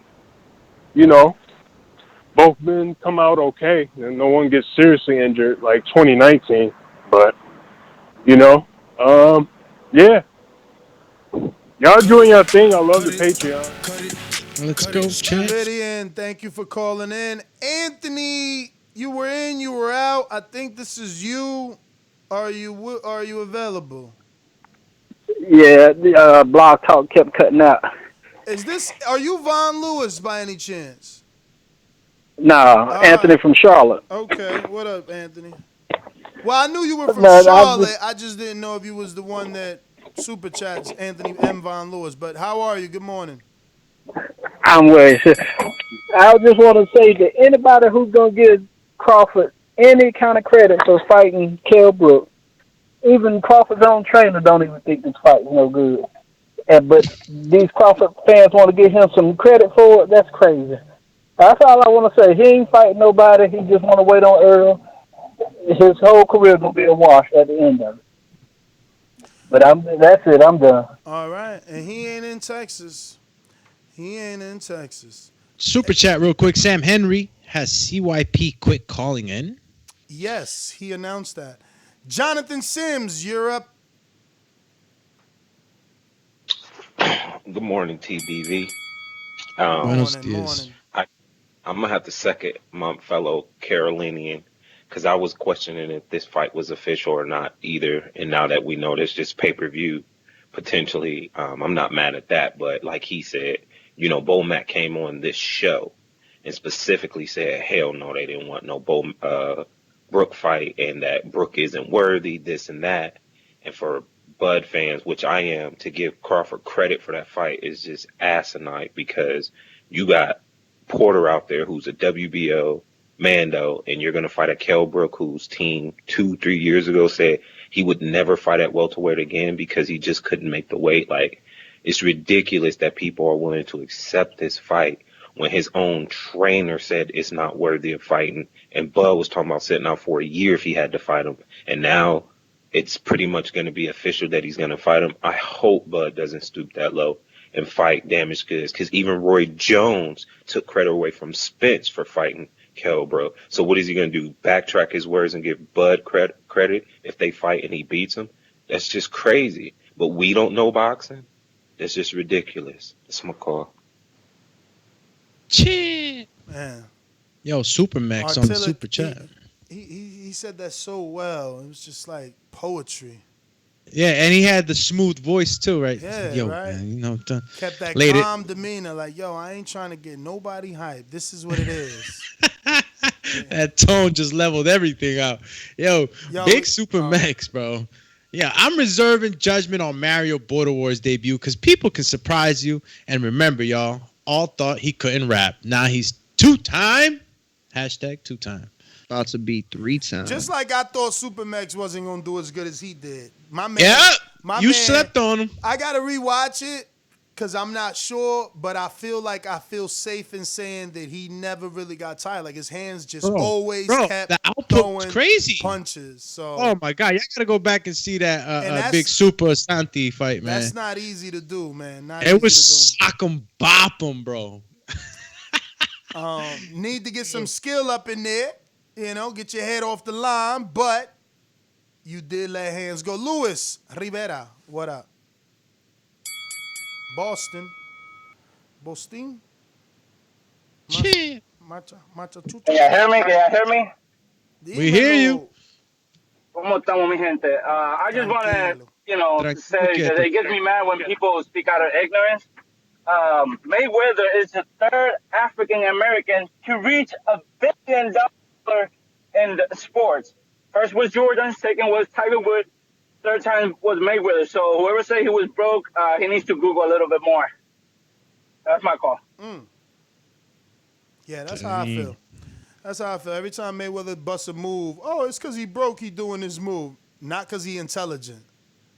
Not because he want more money in the bank. Nah, it's because he broke. Hilarious. All right, that is everyone. For sure now. Hell yeah. 30 minutes before I get to eat. Got a nice little workout plan for today. I'll be putting the footage in tonight. It's going to be a nice little circuit, little target mitts, and yeah. Let me just go to my Jinbe on a boomerang. Let's do it. In case he didn't want his first call, but you are a boomerang champ. Boomerang! Okay, you want the second or the first? Yo, so, Ness, one. Shout out to everybody. Shout out to the show. Great show. Dazn, I mean, in my opinion, competition is always good. So I feel like them coming onto the season, everybody up their game. But I just don't feel like they're gonna last, especially not with boxing. It just seems like they are treating us like a red-headed stepchild, putting us on the back burner, knowing that most of the people that have the app are hard. So I don't know, man. Hopefully they don't go away. I do like the platform. I think it is good for boxing, but it just doesn't seem like it's working. But yeah, man. Great show, guys. You got an itchy trigger finger there, Doomy? What word? Bro, it's Halloween coming. I think there's a ghost that took over the sport. I'm sorry, Mayimbe. That damn ghost. Fucking Is ghost. that Supermax saying Border Wars 2019 Fight of the Year. Hashtag run it back. It was, yo. Yeah, you gotta understand. I'm in there and I'm like right in your faces, guys. And the animal instinct I saw in Santi and Supermax like took me back, bro. It was just like we practice how to box and everything, but this is a Mexican showdown. Let's go. And that's what happened. Everybody that was there went off their seats. Everybody went nuts. So, and I was right there, front seat. And I was just like, yo. And it came to a point, like, I'm in their faces. And I'm looking at Super face. I'm looking at Santi's face. And I'm not seeing any of these guys fold. So, some people were like, oh, it would have been, it should have been an 8 count. Nah, champ. Not when the eyes are glaring, like a wolf with the eye, with the teeth baring. Nah, these guys were going in, man. I got to take my hat off to Santi and Super. Message. We got counterpunch from TJ. Let's go, champ. Yeah, man, it took you a long time, but yeah, again, man, I'm just need you to listen to what I was saying because I wasn't hating on Canelo at all. I literally just said because this was about Dazn, not Canelo. He just happened to be a feature on there. I was saying that fight meant a lot for his legacy, but it wasn't an interesting fight. Like people weren't interested in that. They were not interested in that. That's all I was saying. And the zone plan, not nothing about Canelo. I got him number one. Pound for pound list. So I don't even know where you coming at with that. I need you, when you speak about what I said, I need you to use what I said. Don't try and make an inference because that wasn't accurate. And that's my call. I schooled me. Yo, that is everyone. Catch us on the next one. Today is Friday. Betting show, 7 p.m. Patreon.com. Come make some bread. Remember, if you got to $5, I don't make any money. This is just me looking out for the community. Get your money out of there because they're going to be doing some major maintenance, which requires you to get your money out, which makes no freaking sense to me. But get it out because it's not easy. It's going to take some time to get, go through the process and submit all your freaking. They want blood. I'm telling y'all, they want you to submit blood to get your own money out. So major maintenance or auditors hit them. Because they're not giving we're not going to do a betting show, right? Why not? Or we are? Well, I figured because of $5. I mean, I'm down. I mean, it's the lines are still there. I can't bet any other way unless the line's still there, dude. You just you. Oh, okay, cool. Here's the only problem. I'm good with that. The only problem is I took out my shit last night. He ducking, y'all. No. Listen to me very carefully. You're not listening. I am not worried about doing the show. I will do the show. I'm worried about contributing to the level that y'all are. And I can't put bets together and see what the ultimate odds are now without my money in there. Damn, you got your money out already yesterday? No. I made the first of all, I had already tried to take out my winnings, but I had already shut down the card. That's it, because you scared the shit out of me. So I went the other way with it. I don't know why I scared you. All I did was tell you yesterday that you should check. You was like, bro, if y'all don't get it out, like they're gonna send it to the Cayman, and then somebody's gonna.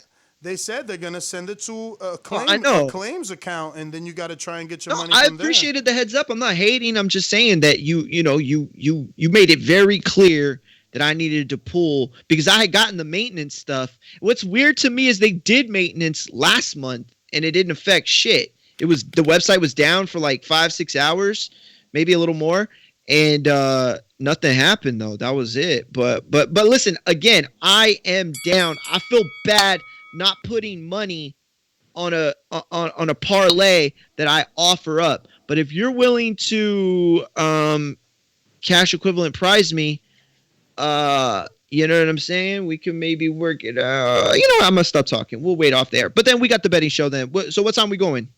7 o'clock is the schedule. 7 o'clock on look at Mario, y'all. He's spinning wheels trying to get out of this. He already has stuff me. planned. If because you don't want to work out with Doomy and you don't have to worry about that, that's cool. But I went for my run at 7 in the morning.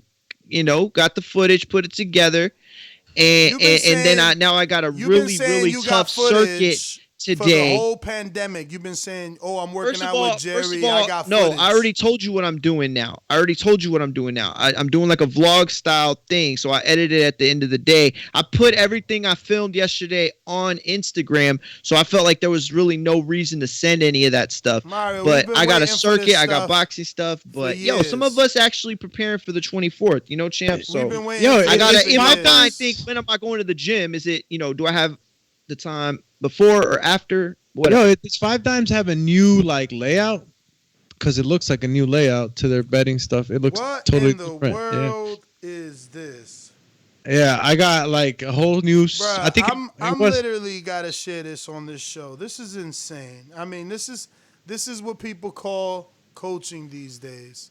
I mean, I am nobody to talk about someone's coaching, but I mean, I don't know. This is also called doing it for the gram, though, right? Check this shit out. Hilarious. We're gonna have to bear with the noise. You know, Instagram doesn't have volume control. What the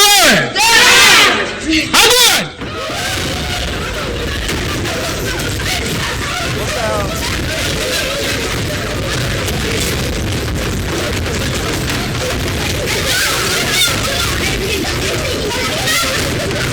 Bro, what are you learning there? Like, what the hell was that? It looked like they just skydived. Dude, literally, that's happened to me before. You know, I got jumped by like a whole high school before. But how are you learning? How does that help anybody in boxing? Like that just looks like it's a big Royal like Rumble. A lawsuit waiting to happen. It was a Royal Rumble with boxers. Royal. Yo, this Yeah, is you're real right. famous in Russia right now too. Like they have these like little leagues over there in the eastern side of things. They have like these leagues where there's like 8 guys on one side against the 8 guys on the other side. Then they have like a 50 by 50, 60 by 60 ring and shit. Champ, but these are children. Yeah, I know, but like, is this the training for that sport? Like, has it gotten it that serious? Like, what the hell is this preparing you for? Doomy, have you seen the things on YouTube, the MMA fights where it's like 5-on-5? It's a league, and they have 5. Oh, that's what you're talking about. Okay, yeah. I'm sorry. I thought you were talking about the boxing thing. No, it's a ring that's like 60 by 60. It's 5 guys and the other guy 8 guys. Whatever ring, though, right? It's like a big mat with like walls that kind of protect, right? Is that what you saw? Yeah, I remember seeing like an actual ring, like broken. Maybe it was. Yo, damn, I forgot to play the There's probably a bunch of Nasty. Yo, nasty. No more MMA talk. We out of here. Next GTO, Instagram and Twitter. I gotta cut him short. Izzy, no need to send a super chat. I got you. Nick at Martin McGee on Twitter, at Martin McGee on Instagram. Peace. Alex _Doomsday _LAINEZ on IG, TikTok, I'll never return, and TBV, Alex Linus TBV on Twitter.